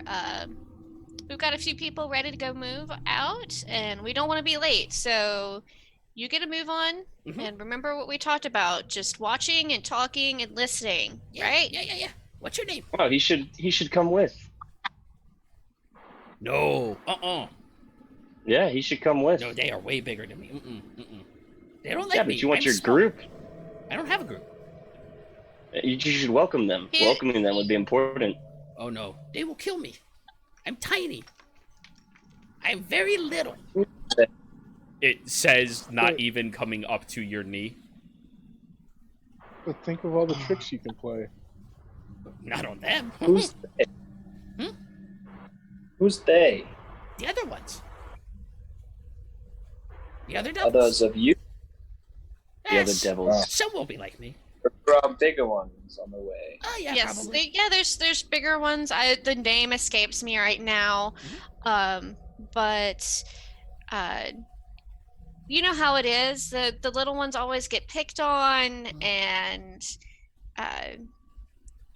so I figured that I could take care of them for him and let him get on with his day. Oh, that'd be great. If you have a talk with them and tell them like they should be nice to me, that'd be great. Yeah, I could definitely try that. Thank you. I'm gonna go listen Right. to people. Bye. Have fun. Turns back into a poof of smoke. How's the braid? You good? Very You better? long. It grabbed all of your hair and made a 3-strand braid with all of it Oh, down. good. Yeah. Oh my god. It's almost like a tribal warrior type of like large braid. I can live with it. It's a little So- tight. I don't like it. We shouldn't have let that thing go. At that rate, you shouldn't let me go. And you are not the same as that thing. We come from the same place.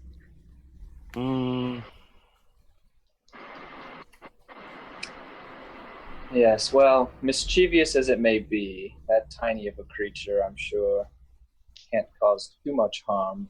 What I'm worried about are these larger devils that are coming through. And he keeps so Precisely. about. Now those I'm not willing to let make their way make their way out of here.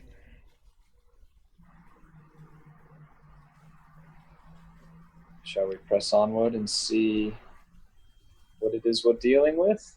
Sure.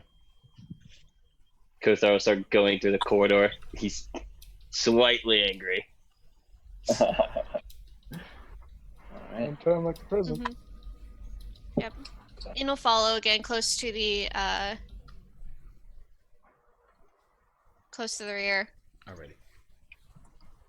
So, as you all keep walking through, Kothar taking the lead with a bit of a attention to his body. Whereas previously you all noticed Kothar was fairly relaxed in most situations. I mean, not really anxious or not really in full bloom attack mode. Now he is in a much more almost trained and militaristic like approach towards what's happening. Very serious about what's going on. Whereas before it was just a little serious.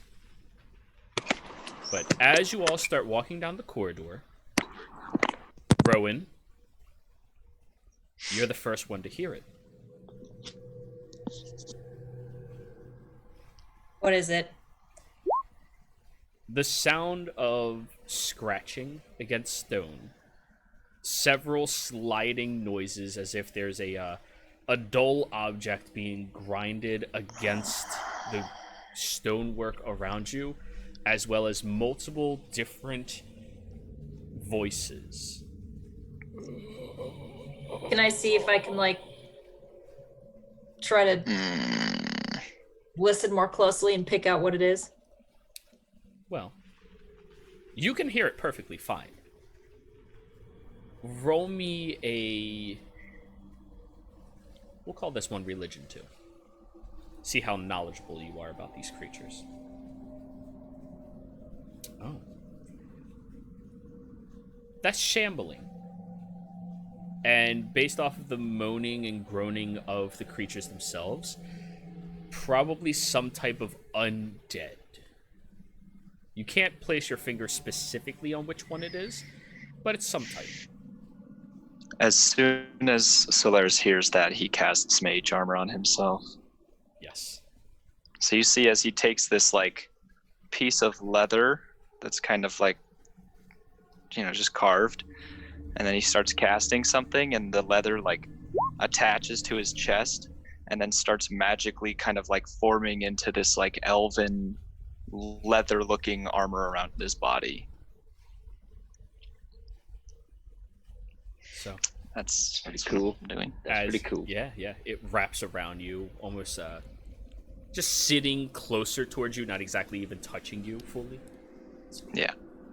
So, as that is happening, and you all hear this noise, Rowan, you're the first one to realize, but it slowly cascades down to everyone else realizing it as well as you keep approaching. Are any of you doing anything in response to it? Rowan like whisper yells at Kothar because he's up front.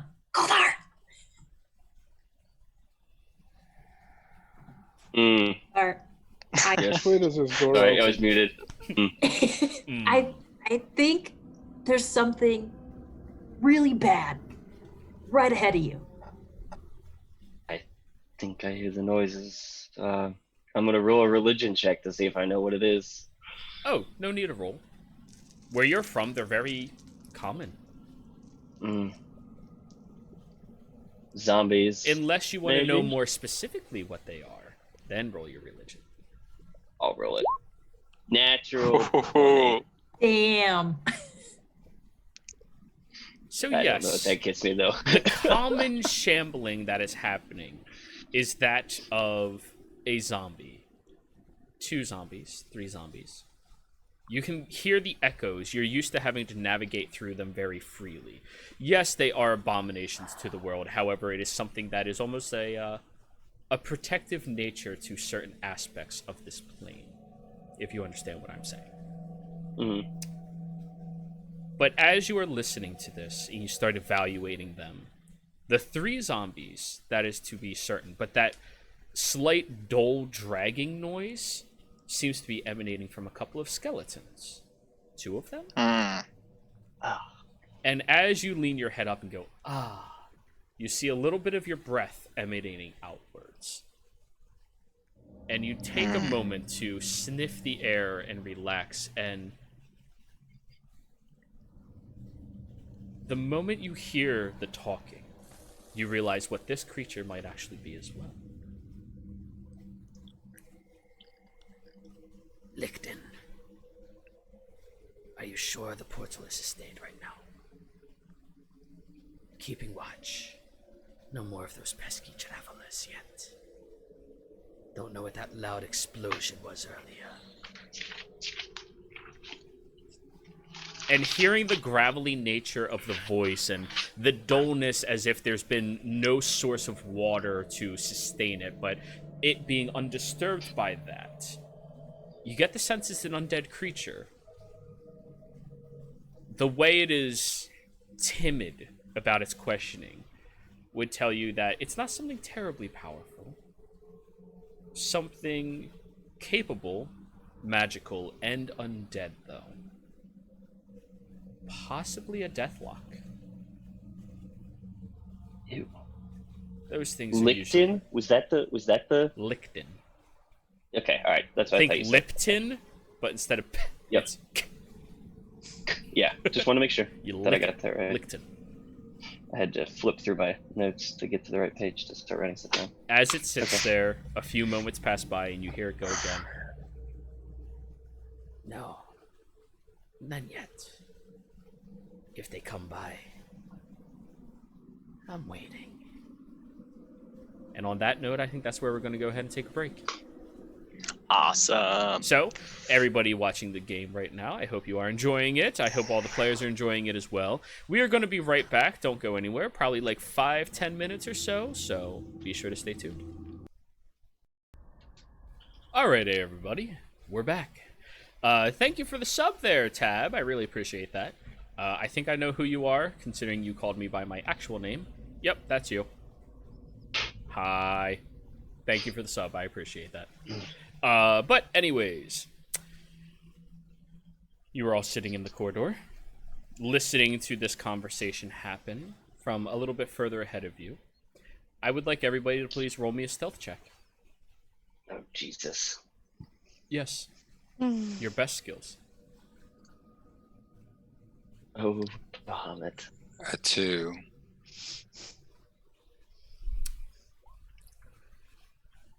A 10. All right, so that is going to be 12. Thank God 14. for Cloud. An N. No, I actually 13%. rolled really well on that. I'm so surprised. Oh, God. So, party stealth, 14. Definitely not bad. You all kind of like slip into the corners, just finding better places to hide yourselves and slowly stepping through the area. Every time it looks like Gabriel's about to get caught on something, somebody else kind of like scoots it out of the way so he doesn't. And it's helping you all tremendously. Downside to heavy armor. But So are we in the room that no, you're in the zombies and stuff corridor are? before Okay, the room. okay. Sorry, I know we're not on that map portion, so No, not it's hard for me yet. to Not yet. visualize. Not yet. As the squishy wizard, I would like to be in the back. Fair enough. Now, Yeah, In is like between Gabriel, Kothar, and Rowan at all times. so you have 3 meat shields between you and death. Exactly. Gotcha. So, as you look down this corridor, you notice there are about 5 different offshoot rooms. The conversation is happening about 2 rooms ahead of you on the right-hand side. There are 2 on the right, 3 on the left. The 3 on the left all have partially sealed, large, tomb-like entrances. Large stone slabs with different intricately drawn applications about it. Very ceremonious in nature. However, they are slightly open. That might be a little uncomfortable for some people. Your camera really does not like you, Sky. What is on It's just these? messed up because like every time my phone just gives me like your battery is at this percent, it just like turns off my camera for some reason. Okay, so it goes into I don't power save understand. mode and it's like, stop that. Yeah, gotcha. It's weird. What are on these Doors? sarcophagi? You said they're ornament sarcophagi. No, these are just Oh. the sealing tombs to whatever's behind these offshoot rooms. Oh, like these are tombs down here, like they Yes. seal people. Okay. Yes. Okay. Now, there's one door before the door that you heard the conversation happening in on your right-hand side. And there are 2 doors on the left-hand side before that one as well. Do you approach?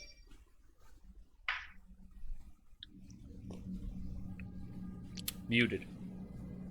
I look at Rowan and just like wave his like that he's moving forward. And if Rowan wants to follow, she can. I will follow. I guess we're on opposite sides. I'm assuming, kind of like walking up. If you would like to be. Sure. Then, as you're kind of slowly stepping up, you come across the first door. Who's on the left? That's the one with the 3 doors. I'll take the right. I'll I'm take kind that. of focused on that talking. Alright. I guess. Rowan, as you are approaching closer, you come across the first door. You look at it. It's slightly ajar. Or let me rephrase, it's still a door, but it is slightly open. You see the very intricately drawn... Thank you. Very intricately drawn symbols on it. It appears to be a very round shape with a howling half-sided wolf head aiming upwards, with long intertwining vines and thorns attached to those vines dripping down and drawing themselves across the very bottom, almost to the point where it looks like roots are stretching downwards and open. It's just the kind of the picture, or are there symbols on there too? It's carved in, but if you want to find a little bit more, you can investigate it. Yes, I would like to investigate it.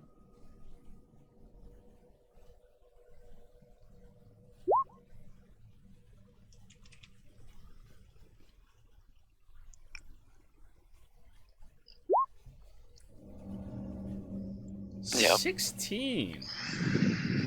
Not bad. You look over it, and as you look at the head symbol upon it, I mean, it does resemble that plaque you saw upstairs, the one that you understood very well.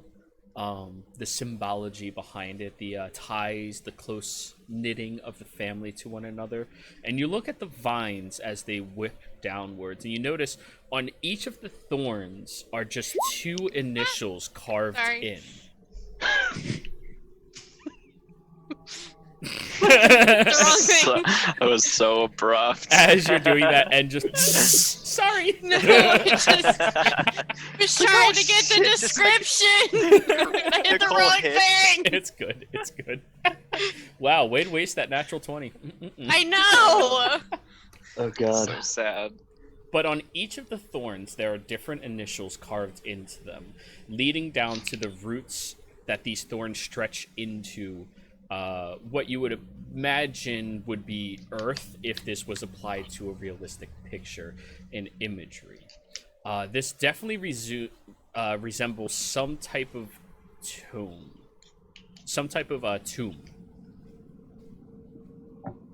And you do notice that the door is slightly open, and further inside of this room, there are 4 enclaves into the walls, where, religiously speaking, you would place bodies into them, wrapping them fully, using it as a family tomb of sorts. No bodies in them. No bodies in the enclaves? Mm-mm. They're all walking. Get it? No body is in there. No body. Sure, all these puns. Is it dark in there? It is. Luckily, Can I do- Kothar is, Oh, wait, Kothar has the lantern. Yeah. Can I run a perception check? Sure. Thank you for letting me know that it's really dark, so you have disadvantage. Oh, crap. I could cast light. You certainly could. 7. Yeah.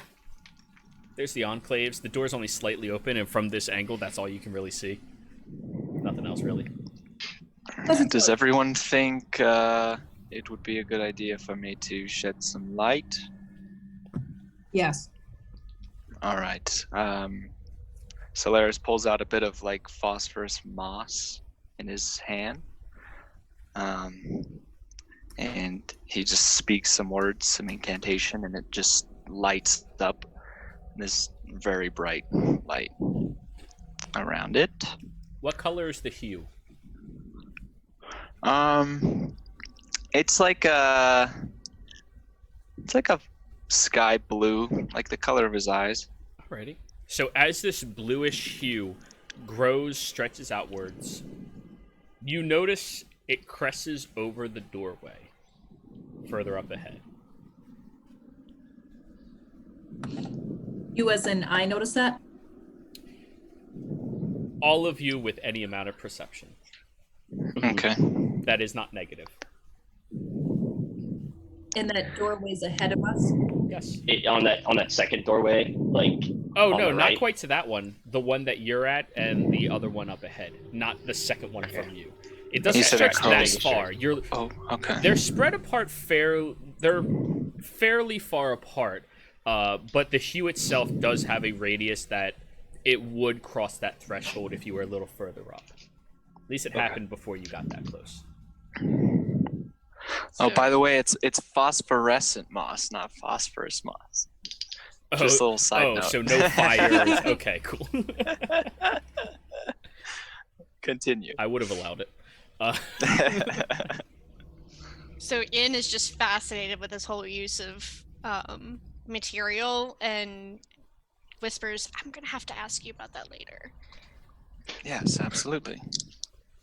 Now, And then Rowan's just gonna strut into that door. already. You kind of like shimmy your way in, looking around, and you see on the right-hand side there's another 3 enclaves that bodies would be lying in. One of them has different wrappings just lying there as if something untangled itself that was laying upon it before, and you notice the initials right underneath it. JD. JD. Totally, bro. All right. I wonder who JD is. I don't recognize any first names or DuPonts with a J. Neither. I don't have any written down. How far off is the room where we heard the shambling in the voice? About 50 feet ahead of you where you currently stand. And I In can't remember the the room range to my on right. light. The room to your it's right 40. is only about 10 feet 20 away from you. feet. 20 then 20 sky. So 40 feet total. But it's 10 feet. I'm gonna move up to that door. All right.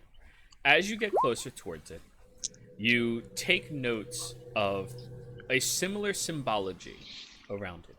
However, this one is not the head of a wolf. This one is the head of a bear.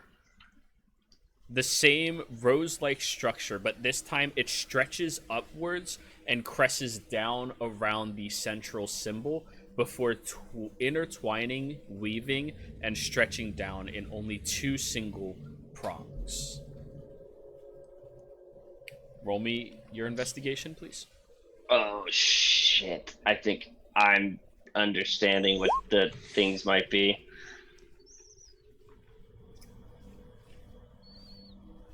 17. Mimicking the same way that Rowan's door was, there are initials inscribed on each of the thorns stretching downwards. However, the 2 prongs going and angling down, it's very odd. There's no initials attached to those thorns. It doesn't seem to be shaven out, but it is sitting there. And the initials all end in P.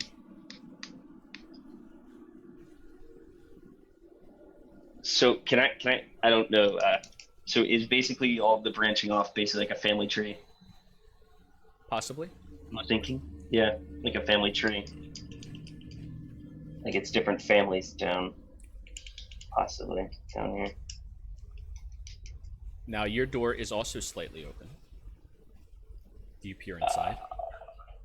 I think it'd be hard for me to just like peer in, but sure. You poke your head through, looking around. You see the 3 slots over on the side of the wall, all with bodies inside of them. And you Good. see the edge of a sarcophagus deeper inside. Just the edge. I cast the divine sense to see if there's any undead around. Oh, yeah. There's undead ahead of you, to the right of you. Nothing to the left. I let everyone know that.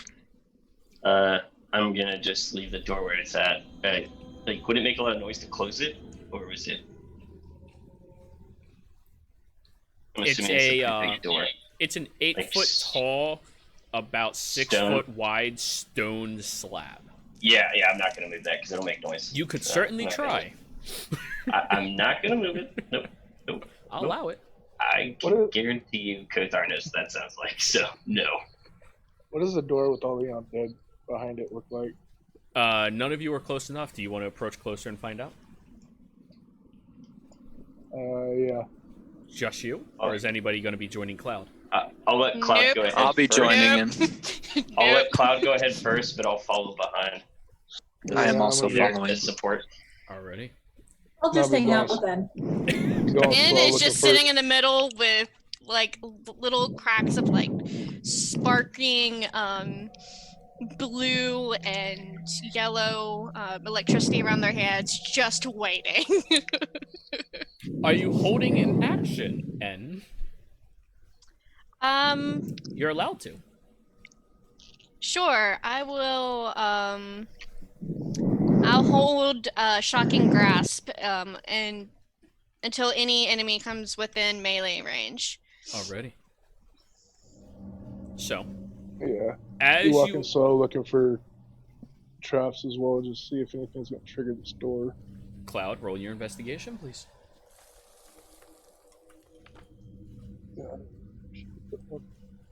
To intelligence. Not bad. As you come approaching closer, and you have Gabriel flanking behind you, you do notice a trap.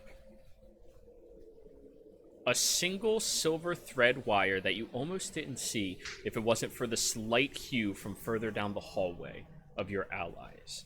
And you're noticing now as Solaris is approaching that the hue is about to encompass that door as well.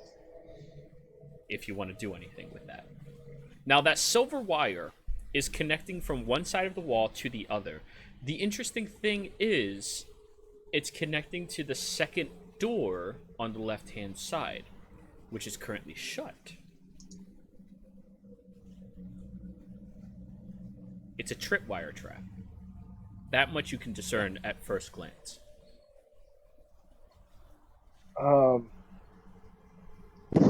Just stop looking- where I am. Go ahead. Just looking more at the trap, is it going to be more or less a tension release? Like If the tension Somebody- is released, whatever trap is set will trigger. okay.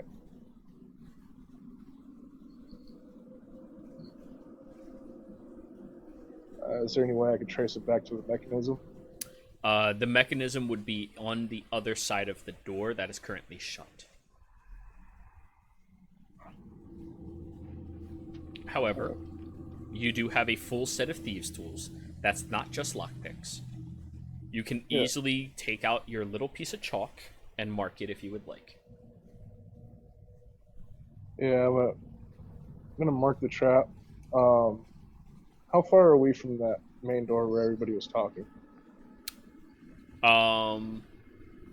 Which one? The one with the undead or the one where you all had your conversation before? The one where the undead guy was talking. From your current position, it's only another 15 feet away from you.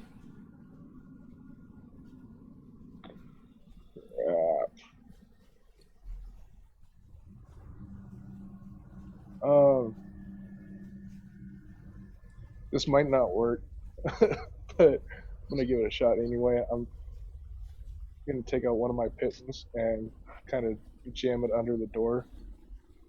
I'm not gonna hammer it in because probably make too much noise, but kick it in as hard as I can and see if that won't jam the door shut or at least stop it from opening all the way. Roll me a Thieves' Tools check, please.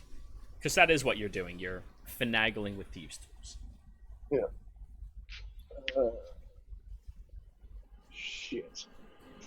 You get it up under that door the best you can. Alright. Yeah. Instead, mark the wire and let people know about it. Alrighty. Just for everybody. Everybody, the wire is pointed out to you very clearly. Now, you all see it because there is a line of chalk in front of it and right behind it. So you have that gap that you all know, step over. It's only about 8 inches off the ground, so it's easy enough for any of you to just step over as you need to. There's no check that needs to happen. All of you are dexterous enough not to just fall over it. So you all step over. Are you still standing a bit further away, Solaris, or are you approaching your companions? You can also dismiss the light if you would like. Yeah, as we get closer to that room and as the light starts to get closer to where we heard the undead, I just want to kind of turn it off, dispel it. Now, one aspect of your spell that you might not have been aware of is you can cast light on an object and it stays on it. So you could put it on something and just leave it behind you. So at least you have that light. It's one of the unique properties of the light cantrip.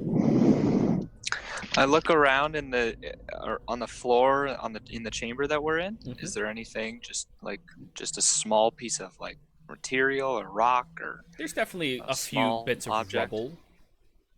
Okay, I'll just pick one up and I'll cast light on that and just kind of toss it behind. So back behind you, there is a little bit of dim light up to bright light, just behind you a bit before that door, so you're able to approach closer. All right, and then I'll follow the rest. Now, Sky, I will ask you to keep muting yourself, just we can hear you breathing very clearly from that. Oh, gotcha. Yeah, I'll put it a little farther away, too. Thank you. Happens again, I'll just mute you. It's no big deal. Okay. So, as you all start approaching a bit closer to the door, who's the first one in front? Still Cloud? I believe Gabriel likes to lead, and then I'll be pretty much right beside him. Okay. The two of you notice this. Go ahead. As long as there's no traps by the door, anyway. I gotta basically lead to the door. You're fairly certain that that was the only trap that you've come across up to that location. Now, as you get closer to the door,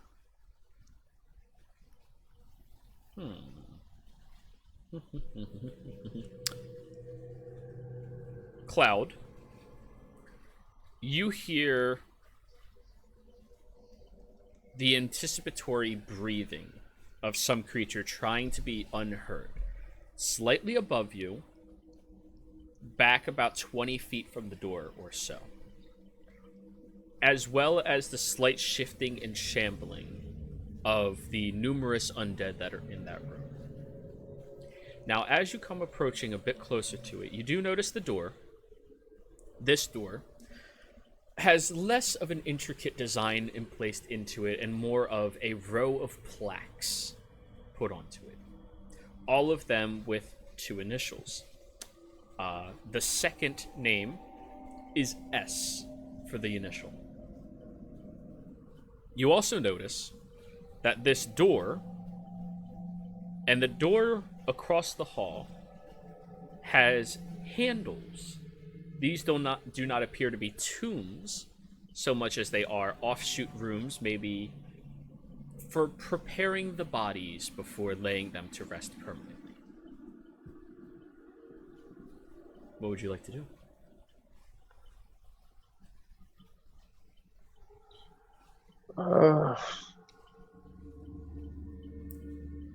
Shit, I got no good ideas on this one.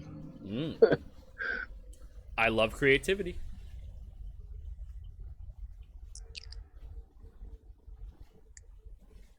So, trying to picture this in my mind. I got the door in front of me that has the people talking. I have no longer talking, but you know they were talking previously. Yeah, I got something shifting about 20 feet behind me. Nothing shifting behind you. No, there's the light behind you. Oh. Yeah, it stops before the door, but it's way behind you. Yeah. And then no, you said there was something like above, slightly above him or 20 feet in the room. Above you, about 20 feet away. I apologize. Yeah, I was freaking out because I thought you said about 20 feet behind me on the roof. I was like, the imp's back.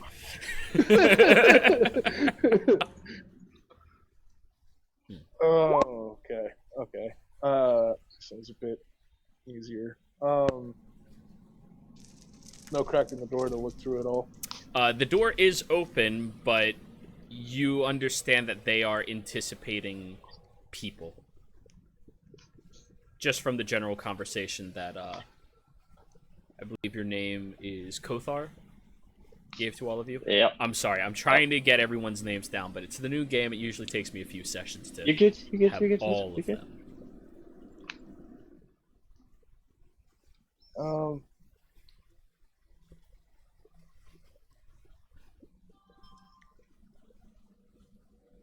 Thought I could go first if you Alright. want. Well, just kind of thinking about all the people that are at the party, who's probably the most charismatic out of all of us. The most charismatic out of all of you is the one that makes people question their sexuality, and that would be Yen. That's kind of what I figured. Like, that's... Yeah.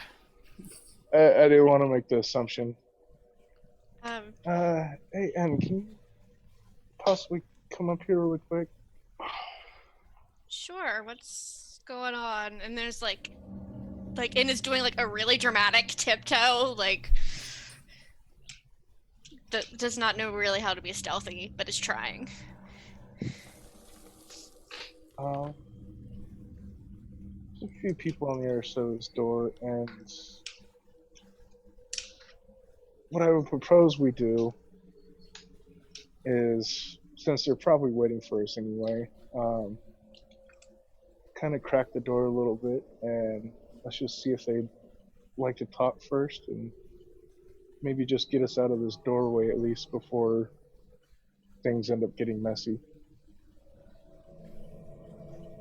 So Distract them with kind words and see if they need any help or anything. I don't know. I'm not good with the wordsmith. I'm kind of leaving that up to you. I highly doubt this is a good person. Why would we talk to them? Oh, I'm not imagining to talk to them for long. Just long enough for us to get out of the doorway, since So it'd be I'm kind of Well- bad for us if we were all trapped in here at once and they had some We kind could, of effect spell. Well, they could make another. We could make another small thunder sound out here. Possibly draw them out. Not Just, sure. you know what? How about you follow me? Yeah? All right. I Go don't in, want. take the brunt. I'm worried that I kind of agree with Cloud here. I worry that if we go in how many people can fit through this door at once? Is it just one? Two can go in at a time. If the door was fully open, two. At its current stance, somebody would have to deliberately push the door open, which luckily it looks like it does pull towards you. So there is that. It's a very large stone door. Should we try to draw them out? I think they're more anticipating us for us to go in there. They don't have any reason to believe that's where their portal is, and they're expecting us to rush in and kind of trip over their trap there. Well, is this related to the portal, or are these undead guardians here before that? There's someone else in there. That's what I'm not Alive. sure about. I think this is the family. There's someone else in there alive. That And Well- if you One and if you second. want, I apologize for cutting you off. Kothar, you would be the one who knows deathlocks are not alive. They're well, magical there's someone and undead. in there talking, Yes. and there's Sentient. sentient. Send him. It's not a good thing. Well, it seems like we have to get through there anyway. So, Either we could use that door as an obstacle for us, or we can use it as an obstacle for them. And I'm gonna vote that it's an obstacle for them. right. But how to draw them out is the question. What will make them leave their position of strength and surprise? I have an idea. I can stab and run away really fast. Yes, Rowan. Good luck catching the rogue. True. What's the saying? What was your idea, Rowan? Well, DM, can I use wild shape now, or am I too low of a level yet? Oh, you have wild shape, 2nd level. Okay, I can turn into a distracting animal, and we can open the door, and they could be confused, and then we could bombard them with, I don't know, a group effort of attack if need be. I like that idea. I say we just go in and hit them like a blitz. Just slam the door open. I'll go in with her. Yeah, I don't think they're expecting that. So are you all voting for Leroy Jenkins? Yes. Yeah, my God. I'm down for Leroy Jenkins. Of course, the rogue is. You never have to outrun the bear. You have to outrun everyone else. Yeah, exactly. Well, Alright. we haven't kicked in a door yet, really. So Now, I So will we can't remind you kick the this door one opens And we have towards to pull this one open. Yeah, we have to pull this one open. you. metaphorically kicked in the door yet. Yeah. Yeah. All right. Well, let's do it. First, Rowan. Yeah. All right, Rowan. Toughest people in the front. So, All to right. make this a little easier, this corridor, I don't have a map set for fighting. Instead, I brought you all back to the world map. Oh, Go ahead and place yourselves down. Jesus. Whoever's in the front, whoever's in the back, all of that fun jazz. Whoa, so many clouds. In So many Gabriels. Yeah, in is Oh. moving Oh, towards what- the back.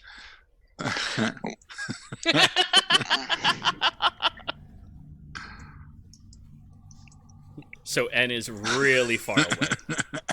But if What? someone gets in And it's just melee like, with you, "Ugh." Wait, Oh, is the back like towards the bottom of the map? Or yeah, let's go with okay, that. okay, N is the Okay. baseline for as far as you can be while still seeing. okay, Yes. okay. Gabe will be the front and the very back. Oh, it's back. All right, Alrighty. that looks good. So Rowan, Yes. you said you want a wild shape. Yes. Describe to us what that looks like. Okay. So, just in a freaking flurry of like snow and maybe some sleet, depending on the temperature in the tomb. It all depends. But I just go like into like this wolf, and it's white, and it looks really sleek and awesome, and it has like this really nice bushy tail. Okay. Now I believe you are turning into a standard wolf, correct? That is correct. Nothing fancy. So all of you watch as Rowan stretches their body and like a big shake of a furry creature emanates into this large white pelted wolf inside the corridor. So what's the plan? Someone opens the door, the wolf runs in, runs out, and they run after it? No. No, we're opening it. Kothar and Rowan are taking the lead, and then Yeah, we're all filing in after that. So Yeah, I think we're Gabriel, just if you want to charging open it, in. possibly. Gabriel, if you want to open the door. By the way, Rowan, you now have control over the wolf token. Got it. Okay. When everyone's ready, Gabriel opens the door. Before going in, is there like dirt and stuff on the ground, Jero? Yes, there is. Yeah, Kothar drops down real quick and kind of gets his hand in it, kind of dirty, Alright. and then just kind of mixes it in his hand and then just kind of like runs it across his front snout, kind of leaving like a mark there. Alrighty. Now, Wait, no one's in there? not yet. Gabriel goes We haven't around gone to the in. side of the door, grabs it with both hands, and immediately rips the door open. I need each of I you would to like roll to me rage. initiative. yeah. Could I have not raged right there? Sure, if you wanted to preemptively rage. Yeah, like when Preemptive he's, rage. like when he's slamming the door All right, open. all right. So like, do raging. it on your surprise round because that's Yeah. what you all have. This is a surprise round. Ooh. Okay. Nice. I feel you, Cloud. I feel you. Oh wow, the zombies did really well. Yes, +4 is not good. Oh man, good for me. 3 people into the single digits. Damn. I got a That's +4 to the crazy. damn thing. It's okay. Zombies and skeletons were. Yeah, we're good. We're good.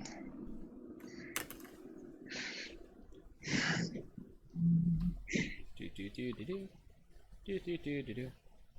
Do do do do do do do do do.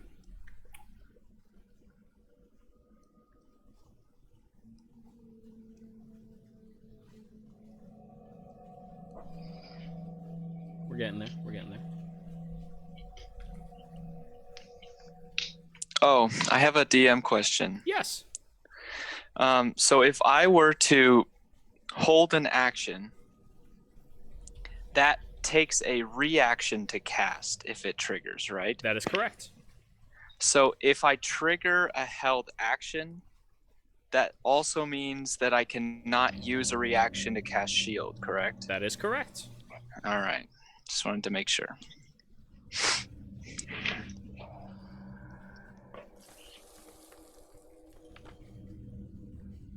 Oh crap, I forgot to select my token and then roll. Roll again. Ah, better. Change it to the first number. Okay. It's 7. How do I change it? You hover over Oh, the there number. it is. Yep. Okay. All good. Yes. Now, as the door is ripped open, you all watch as the multiple undead that are sitting in this room, apparently under some type of command to wait and then produce themselves and attack, all seem to not really catch on to the fact that you're all attacking them. Now, the door was ripped open by Gabriel, but Solaris, you were the first one, the anticipation jumping and jolting you into action. What would you like to do? Can I, how far back, did I just kind of, we're not far away from the stone that I lit up, right? No, the stone stops right before the edge of the room, but inside this room it is Right. pitch black. Right. So can I just like pick up the stone and kind of like toss it into the room or like close to the room? Sure, I'll allow you to do so that that as we your just action. have like a nice light for the non-dark vision people. Absolutely. So you pick up the Um, stone, throw it in there. Give me a dex check. All right. Dexterity. 5. Oof. It goes bouncing against the door that's being opened and kind of like bing, ding, ding, rolls back a little bit. It gives you a general view inside the room, but not all the way in the depths. Okay. It lights up like Okay. the first 10 feet of it. Fair enough. And then I'm going to. How far back am I from the door? I'd say you're probably only like 15 feet back since you just threw the rock in there. Okay. So I'm gonna move up like 5 feet, try and get somewhat of a view into the room Mm-hmm. as much as I can, and that'll be my turn for now. Alrighty. As you peer in there, you see the 3 shambling zombies, all moving in very fine-looking, very ornate clothing, very, very regal in nature, expensive, and the 2 skeletons that have the same type of clothing, but it's more scraped and destroyed against their bodies, as well as the one creature on the ceiling wearing this green-like shawl over it, holding this gnarly-looking bone-like staff, and staring down with these tiny little embers hidden behind the black sockets inside of their head. I don't like it. Reasonable. Skeletons are surprised. Kothar. Kothar. And bonus action, I would like to rage. What's your rage look Which Kothar kind of does these very quick, large breaths. He kind of hunches over and then kind of arches back and gives out kind of this draconic roar. And as that happens, this platinum light almost shoots off of him, and this mist out of his eyes kind of glows. It's also the same color, and the bandages are kind kind of fraying off of his arm and side, where you can see some reminiscent light under. So, you enter into your rage. And then, can we move on this, or? Yeah. It's you have a full round before they get to do anything. Okay, yeah, he's gonna move in, and try and hit as many as possible with his fire breath. Well, With the breath weapon. considering the 3 zombies are all somewhat making a meat shield in front of everything else, you could hit the 3 zombies. Okay, sure, I'll do that. I'll move in so that like there's space for Rowan to come in too. Already. And basically he just like chest expands out really far, and the fire just shoots across the ground up towards everything. The zombies are all that's very, my shit. very 13. surprised, and they all just roll your damage. Not good. 6. It's all right. They all failed. And you watch as an incineration happens, charring away most of the clothing attached to their bodies, as the 3 of them become much more surprised, and they have a level of sentience behind their eyes, a level of comprehension of their surroundings as this happens. All done? That's my turn. Alrighty. Rowan. I don't know what zombies are. Oh, okay. Yeah.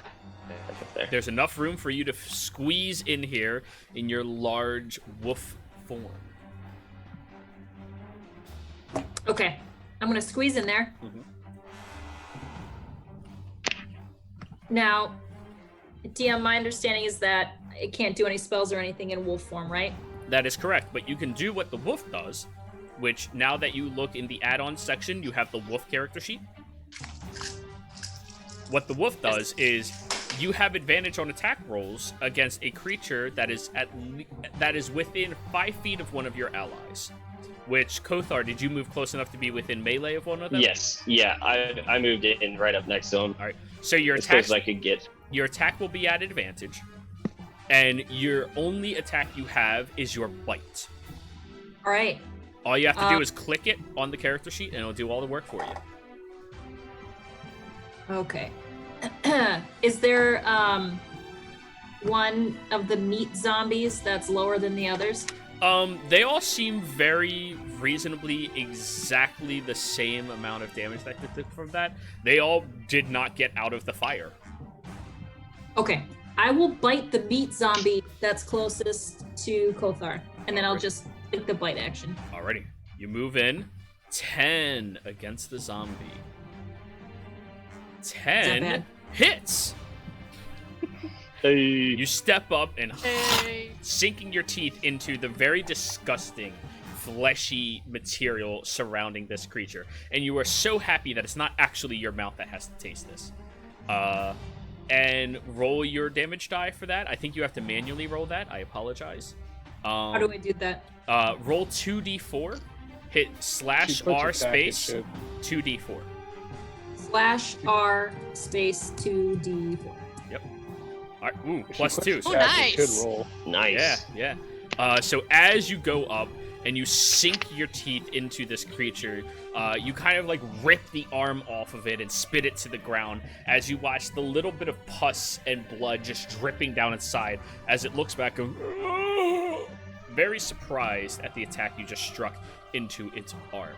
You hear the creature on the ceiling going, "Cousin Chris," in surprise. It also has to make a strength saving throw, which it is successful, so it is not knocked prone by you. And will that be your turn? Yeah, because I can't do anything else, right? Not yet. There are other creatures that have multiple attacks, but not the wolf. I'll stick with the meat zombie bite, and that's it. Alrighty, Gabriel, your turn. You just drug the door open, Oh. allowing your allies in. Jiro, did the zombie make a strength save? It did. It was successful. Oh, man. Can I get past Kothar and Ronan, or are they It's a little blocking bit the of a way? tight fit, but the room opens up to a larger chamber, so yes.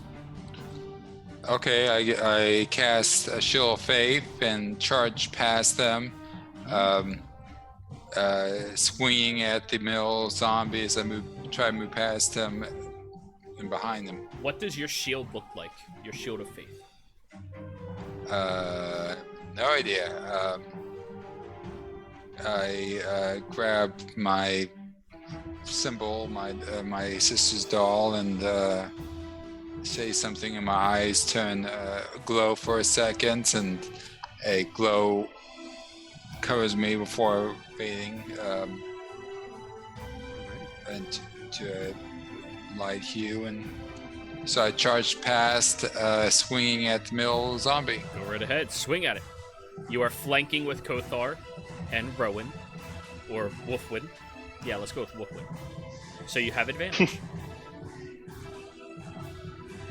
16 hits. Good thing you had advantage. Yeah. Yeah. For 7 slashing. You bring your blade up towards this creature, whipping it around and gutting into its side as it drops down, slithering over onto itself, but still somewhat maintaining its ability to evade death. Them twisting, guarding from attack from any direction. Alrighty. Cloud, it's your turn. Alright, would I be able to reach that one at all? In melee? That metal one? Yeah. You would have to dash into the room, or not really dash. You have Feline's agility. You'll have to get into the room to get past them, but you will be able to reach it. Alright, yeah, I'll use that feline agility Alrighty. to get to it. You all watch as Cloud drops onto all fours, putting their blade in their mouth, and just quickly scurries past everybody, flipping around the corner and landing very gracefully behind them. And just pull out my rapier and Stab. try and stab it back of the head. Stab. Oh, Jesus. A 9 hits. Oh, wow. They're zombies. Woohoo! Okay. It has to make a con save. How much damage is that? 17. It failed. As you swing around, grabbing the rapier, and you shove the blade up into the back, piercing up and angling towards the head itself, you watch as it goes limp against your blade, and you quickly whip it right back out. The zombie is dead. And I'm going to disengage and try and get as far away as possible. Easy enough. Where do you want to go? The Uh, corridor just- stretches back another 15 feet past those skeletons, and there appears to be a couple of tables in here, a few more walls set with different sconces and different symbols and shelves attached to them. I just kind of like to slide about 10 feet away, so pretty much if any of the skeletons want to Staying in the room, though? disengage. Okay. N, it is now your turn. Okay, so they're gonna are they able to get into that through the door at all? It's a bit crowded. If you want to put yourself on the... Actually, wait, you were the furthest one behind. You could get up to the door, but you would have to dash to get in. If I were to get to the door, could I have a visual on these guys? Absolutely. Okay, so that'll do that. I'll get up to the door. And do I see the creature on the ceiling? What's your passive? 12. You do. All right, I'm gonna take a crossbow shot at that All right, thing. go right ahead. Yeah, that hits. All right, so that's 2d8, or that would be 2d8 then for the crit. If you just click it, it'll roll it for you. Critical damage and all. I'm sorry, where? Click the word light crossbow inside of the chat. Boom! Good damage. So as you angle upwards, aiming at the creature, it suffers 16 points of damage. It seems to bother it quite a bit from the one shot, and you watch as its grip on the ceiling releases. It goes, ah shit, and falls to the ground. Did not maintain concentration. So it is now prone behind Gabriel. Right, so, and I'll go, Gabriel, behind you! And then kind of duck out of the way so that Solaris can make his way through the door. Alrighty. Deathlock does not get a turn. Zombie does not get a turn. Solaris, top of the actual initiative round. Alrighty. I'm going to run up just inside of the door where I can get visual on the two skeletons and the deathlock. Yeah. Alright. Do I have visual on all three of them? Yes, you do. Okay, I'm going to fire a magic missile at each of them. Ooh, go right ahead. That is... So, in order, are you doing Deathlock Skelly Skelly or Skelly Skelly Deathlock? Yeah. We'll do Skelly Skelly Deathlock. Okay, so 2 on the first skeleton. Owie. 4 on the second skeleton. Owie. And as it goes shooting towards the Deathlock on the ground, you watch as it twists its hands upwards and a shield emanates around itself. Caster, huh? Yeah. Alright. And your missile deflects off of it. Alright. After that, I'm going to kind of like duck, like turn and duck around the door to like back against the wall. Okay. So that other people can get through if they need. The skeleton's turn. The skeletons look at all of you inside of the room, and you hear the Deathlock on the ground, holding onto the shield still, say, "Kill the one in front of me!" And the 2 skeletons move to go flank you, Gabriel. I got 21 AC. Yeah, I'm not going to say they're going to hit, but they're going to try. They have flanking. No. No. As both of them start swinging their blades loosely towards you, they don't have a very good swing or momentum about them, and you easily deflect and parry them off of the sides of you. Yeah. Kothar.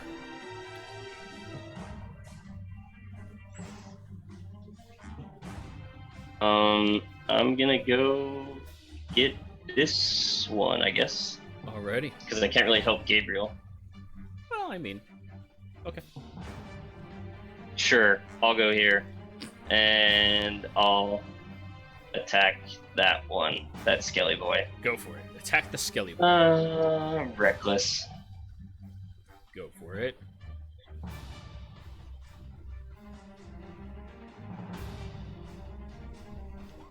Oh yeah, that hits.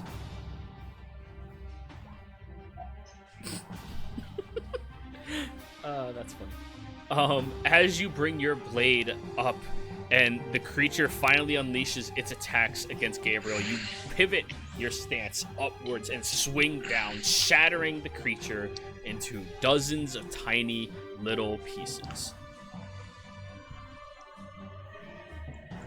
That's my turn. Right. Because I don't think I can move anywhere else. So. I mean, you could. Attacks of opportunity. Rowan, your turn. All right. So, Rowan is going to go. Like, can I fit right there? Not inside of your ally space. You can move into your ally space, no problem, but you cannot end your turn there. That's the only issue. Okay, can I move over here? Yes, you can, but you're going to provoke attacks of opportunity from one of the zombies. Just as Oh, a that's heads up. right. Yeah, okay, fine. If you're okay with that, they will just swing at you and try to hit. Okay, all right, I'm okay with that. Alrighty. And I'm gonna attack the, what is that thing called? The Deathlock while it's down. Alrighty. You have advantage for multiple Okay. reasons. But let the zombie attack you first. That is going to be a 12 to hit the wolf, which I believe misses you. Yep. Okay, great. Wolf AC is 13. Oh, okay. So got as it goes slamming towards you, it kind of like grazes against your hindquarters as it's just trying to find any way to reasonably fight something it clearly has no idea how to fight. But you are Okay. leaning over top of the deathlock. You have advantage on your attack. Okay, I'm going to try to bite its jugular if it has one. Alrighty. 17 with shield misses. As you go sinking your teeth down towards its neck, you try getting around that big bubble that is trying to protect itself with, but you keep chomping around it instead. All right, I guess I'll end my turn in shame. Gabriel. Is the deathlock on the ground? Yes, it is. Okay, Gable just parried the two skeletons, looks down, scowls at the deathlock, Mm-hmm. and swings down at it with his sword, Go for it. which Advantage. should be advantage, yeah. Prone targets are easy targets. Cool. I assume I hit it. Just barely. Oh, with the 20, yeah. Yeah. Shield's a good spell. And, Mm-hmm. Mm-hmm. with that look, I'll use smite on it, I guess. Do it.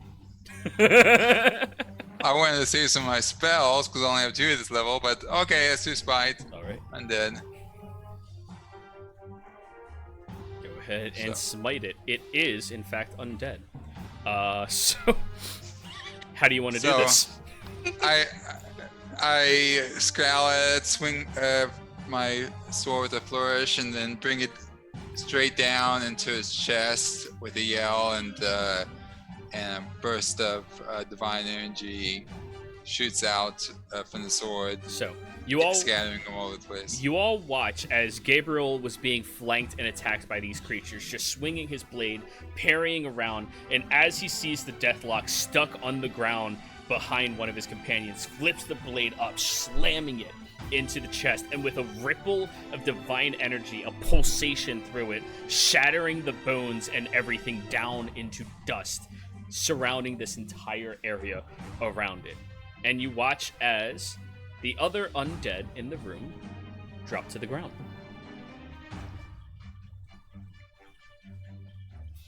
Oh, dang. Wow. Hmm. Wait, all of them? All the undead just Mhm. collapse. Hell yeah, Gabriel. Nice job. That's right. And that deathlock didn't even. You got the shield. 20 AC. Yeah. Nice job, everybody. Bravo. I'll end my rage. You actually got hit. Hey, DM, Yes. can I change back to my human form and not be naked, or are my clothes gone now? No, you revert to everything you previously had on you. However, you can maintain this form, I believe, for up to an hour. And if you revert back, that utilize one of your charges as being a wolf, and you lose it. Now, there Okay. are perks to being a wolf, such as your keen sense ability, if you want to read that. Can I see in the dark? It doesn't say you have dark vision, but I'm the dungeon master, and I say wolves can see very well at night. Thank you. I'll stay in wolf form. There are 2 options. Either all your stuff goes into you when you transform, or it just falls to the ground. I had a character who kept forgetting to bring in stuff, so he'd turn back in human naked all the time. So it's your choice. Do you want I'll to just have all have- your stuff on you still? No, I'll just have my stuff absorb into my wolf form. Done. So, looking around this chamber, there does appear to be 3 tables, one to the left, one to the right, and one further back.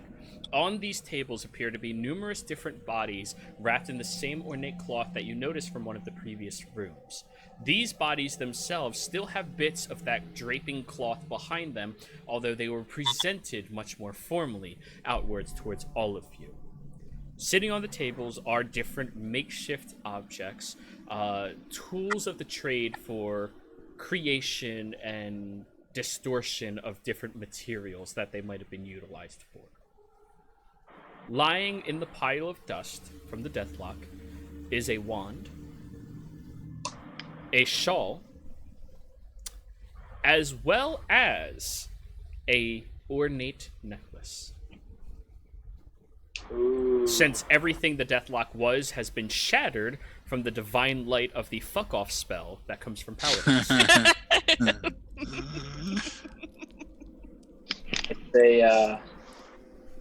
If I could have, what is it? How long does it identify? Simply cast 1 minute. Ritually cast 11 minutes. If everyone gives me 33 minutes, I can identify each of these objects, which I'm assuming might be magical. I'm not sure. We could all take a rest then. Yeah, I could go for a short rest. A rest would be 1 hour, but yes, you could. At that point, Well, one of that your would- allies would Identify 'em lose their twice. wolf form. But I'm just letting you guys be aware of the situation at hand. You can do what you would like.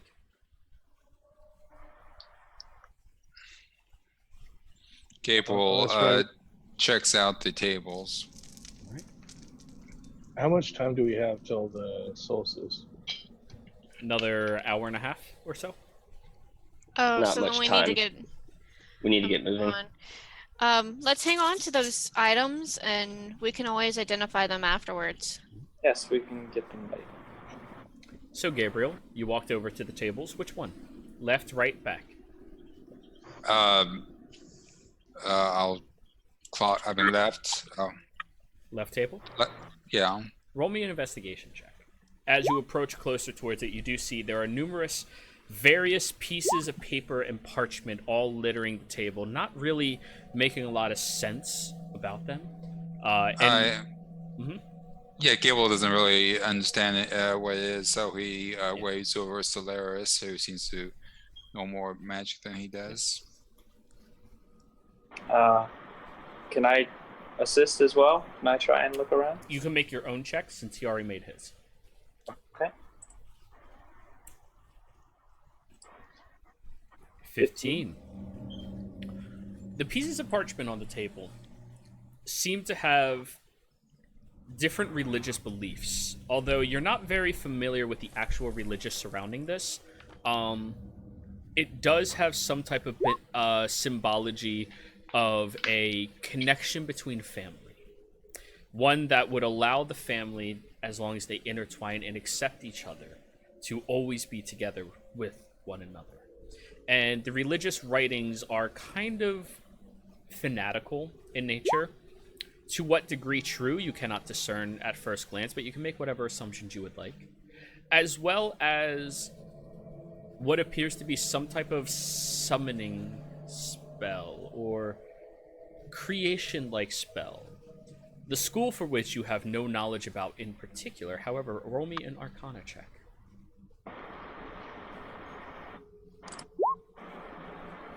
What'd you get? 12. You're not familiar with the School of Magic or its practices in any shape, way, or form, unfortunately. So, you look over it, and it is trying to depict some type of spell to be cast, but scurrying through the notes, you would need a larger amount of time to rifle through it to figure out what it is. However, some of the practices are those that you know are outlawed in 2/3 of Solemn. Okay. I kind of get the papers together and fold them up, Alright. and I put them away. I assume you have a an open what do you call those things? The tubes that you put parchments in and stuff. Yeah. It would Yes, make I sense have- that you would have one. Yes. All right. Like tied on the side of my backpack. Easy enough. All right. Now, looking around at the rest of the room, there are this other bodies sitting on the tables in a very ornate and ceremonious manner, completely unmoving. Hmm.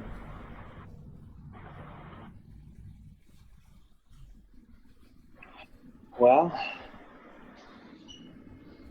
anyone want to take a... Kothar's been kind of collecting all the zombie bodies, I guess, and kind of lining them up next to each other, I guess, kind of crossing their arms over themselves. From what I have read, I'm assuming that this family entered into some fanatical pact or ritual that would allow them to stay together after death. And I'm assuming that that's who we just killed again, was the family. Possibly.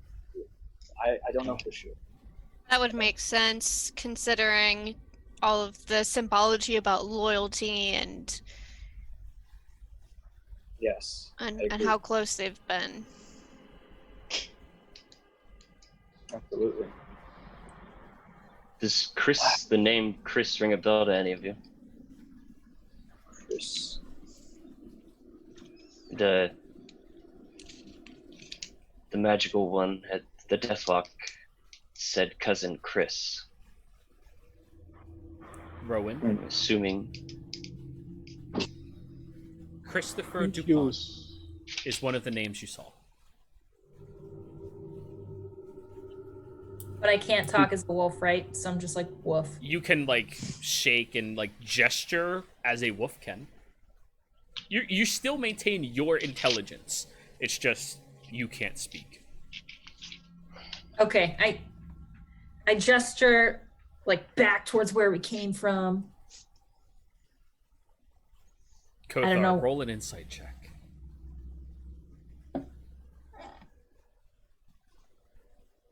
And Rowan, roll a performance check. Natural 20. Oh, okay, won't make a difference. Lassie is not trying to tell you that someone fell down the well. Lassie is telling you that, yes, I know something this way. Okay. Okay, so I start going back through where we came from. Yep. When you get over to the door, you kind of like push it open a bit more. Go over to the right-hand side where one of the empty slots has the name Christopher DuPont upon it. Christopher And DuPont the second. Are all of the DuPont areas like missing stuff? This Missing bodies. enclave is missing all of the bodies. And that's 7 accounts in total. for, but we only saw 6. Yes, there was that other door that had How a many channel bodies behind were, it. besides the Deathlock, how many bodies were in there? There was 3 zombies, 2 skeletons, and how many were on the table? 2. 2? So someone may not be related to them and brought them back. Not sure. Maybe. I think we should do them a living after death, if you want to call undeath that, is not something I would wish upon anyone. I feel like them suffering enough with that, we should possibly burn the bodies before we leave, or as we leave. I'd agree with that. I just wonder if there... As we leave, I'd rather not smell that. What, the smell of death? Burning bodies. Huh. Sensitive cat nose and all. True.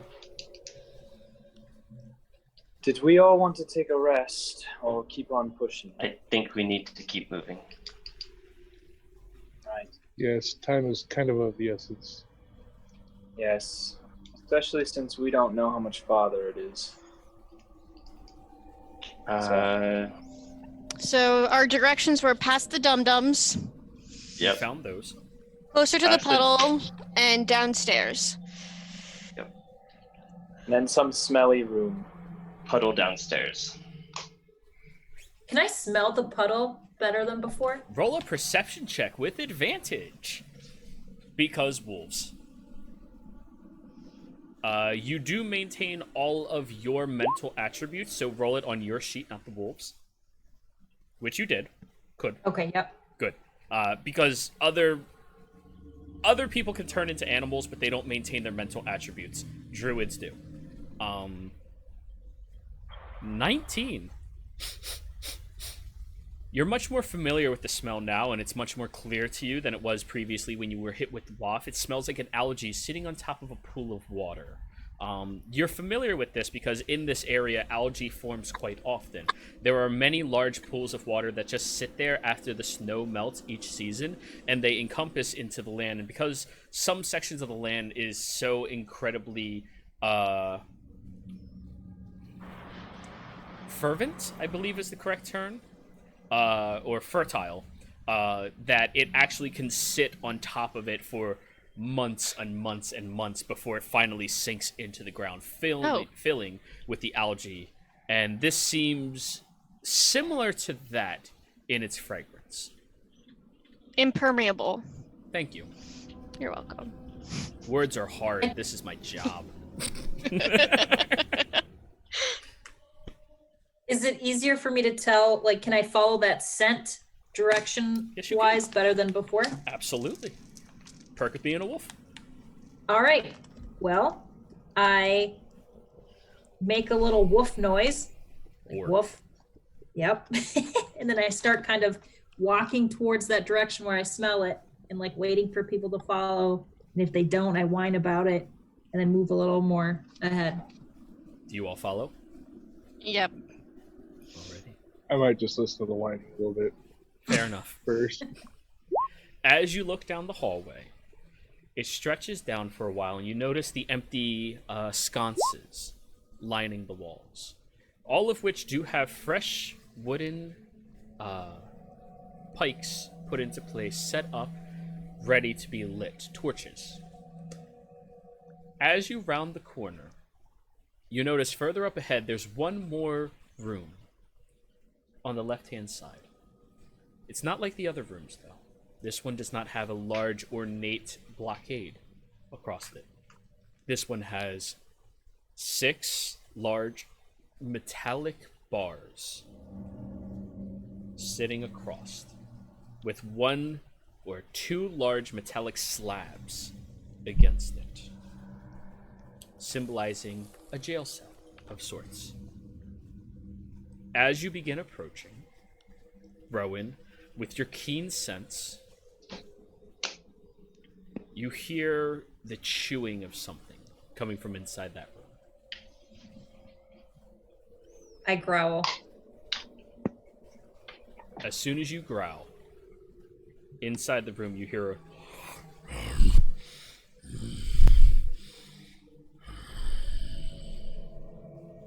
followed by a single yellow eye appearing behind the darkness, staring down the hallway at each of you. I move right behind Kothar. Okay.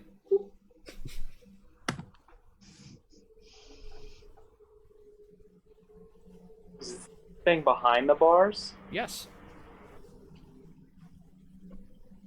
Do we see it at this point? You see just the yellow eye. Everything else is pitch black, despite your light.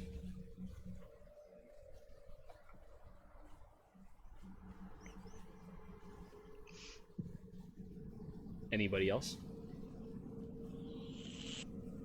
In is gonna like poke out just a little bit from behind the group and kind of like check to see how structurally sound these bars are. Roll me a perception check. And not see anything around Kothar. Kind of just unwilling to stick their head out far enough to really see. Kibble Okay, has there's a bars. Yep, there's bars. Cable has his sword out and looking closely through the bars, he sticks his sword through ways. All right, so you aim upwards. It's only about 15 feet in front of you or so. But as you aim the sword, you hear a play.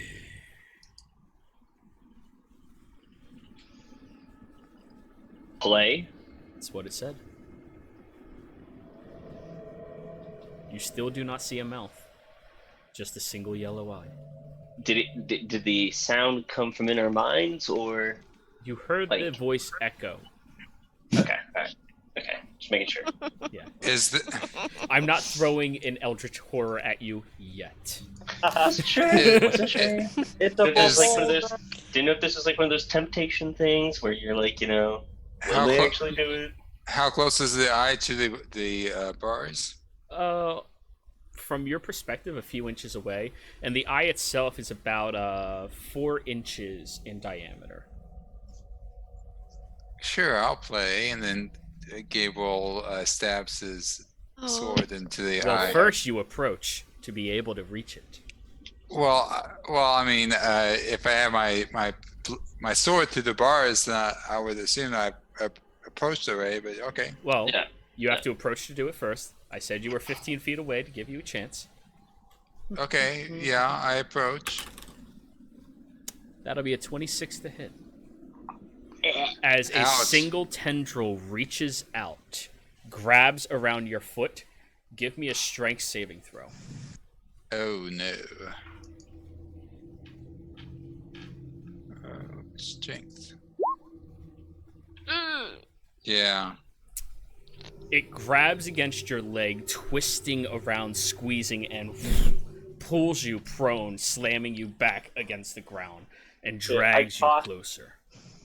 Can I toss the light thing in? All right. You toss the Pebble. stone in, and the moment the light emanates, for the briefest of seconds, you see this pale gray skin, humanoid face with few bulbuses and different protrusions against it. Its one arm reaches outwards with that long tendril, and it has 2 eyes, but the one is offset slightly, and in response to the light, the tentacle withdraws and it goes hiding into the corner. Kothar's gonna just sprint towards, because we have to go past that door, I'm assuming. Oh, right? it's on the left-hand side. You guys can just completely walk around it. Oh, okay. I thought we had to go past that door to go where You we're have going. somebody with an insane passive. You notice things. Okay, all right. Yeah, then Not I'm not always a going good anywhere near thing. that door. I'm not sprinting. I thought we had to go past it. Cable I'm just gonna etch around the side. kicks back and then jumps up onto his feet, keeping his eye toward the Play. bars. You can play. Come play. Don't go near it. Ignore it.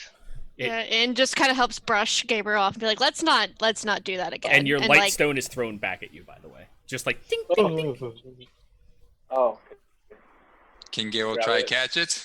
if you would like. What would that be? What should I roll? I'll say dex save. Easy enough. As it goes tossing back towards you, you just grab it out of the air. Then I pass it on to its owner. Okay. Not taking my eyes off of the cell. You see the one eye again, this time looking a bit more pleading. Play. You can play. oh God. Nope. Leave it. nope. Big no. What do you want to play? It looks very joyous when you say that.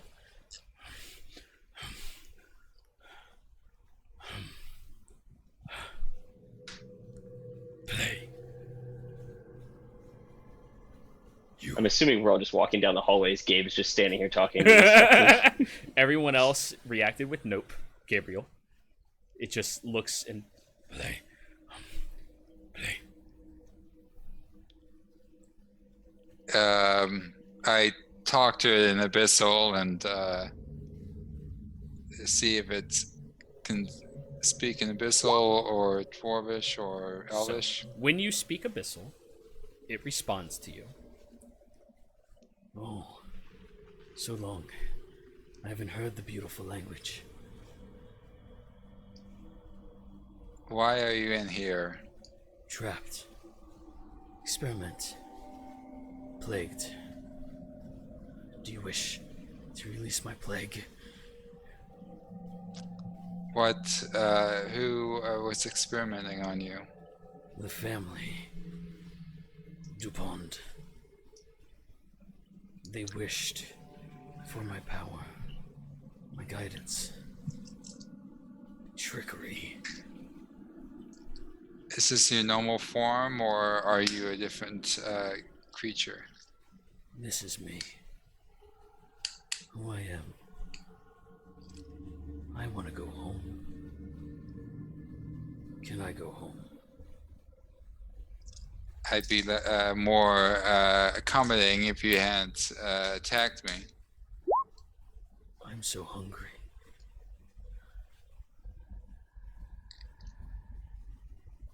What do you eat? Anything. We could feed them the undead. Can I And roll? those. Can I roll inside, see if I trust this thing, or? Sure. Yeah, well, Gable with things in cages that can talk, especially. Yes, it is entrapped. It seems to be very earnest in that matter. However, the light behind its eye and the fact that it speaks this language would suggest the nature of a creature that would be deceived by people like that. It is your moral compass that would guide your hand, Gabriel. However, you do have a sense that this creature is not one of any good or kinship to you.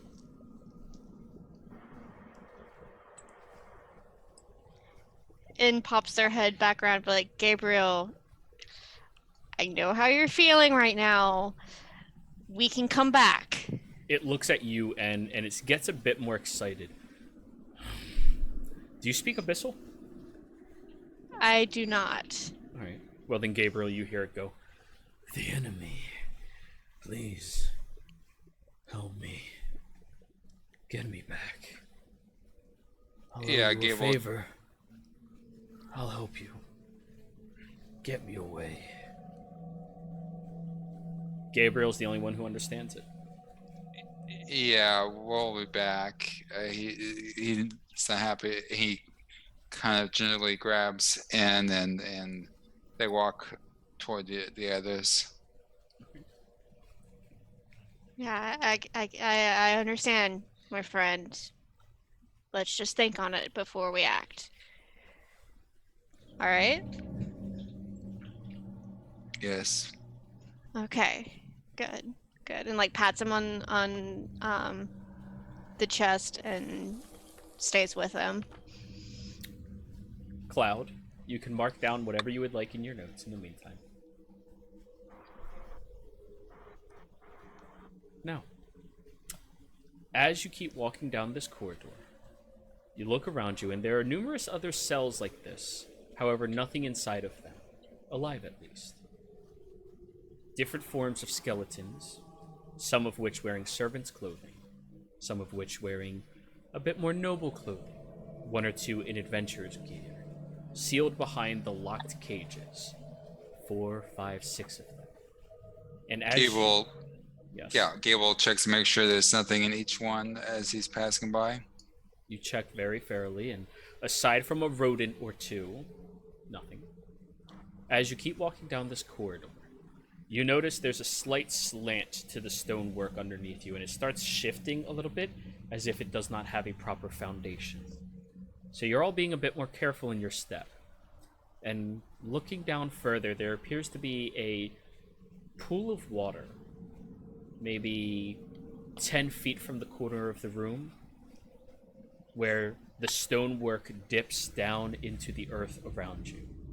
Sitting upon this pool of water is this very thin layer of algae that does not move, does not shift, and just sits. Van brought behind, Gable moves back toward the front of the group. looking Rowan approaches the pond. Does the room just end into the pond? No. No. As you go approaching, being very careful about your footsteps. Luckily, you're four-legged at this point in time, so it's actually easier for you to navigate this. Almost like a slanted, rocky hillside of sorts. You look down to the right where there appears to be a staircase. Very thin staircase. Only about 4 feet wide in total. Very closely kept stairs traveling down into the darkness. From that darkness, you hear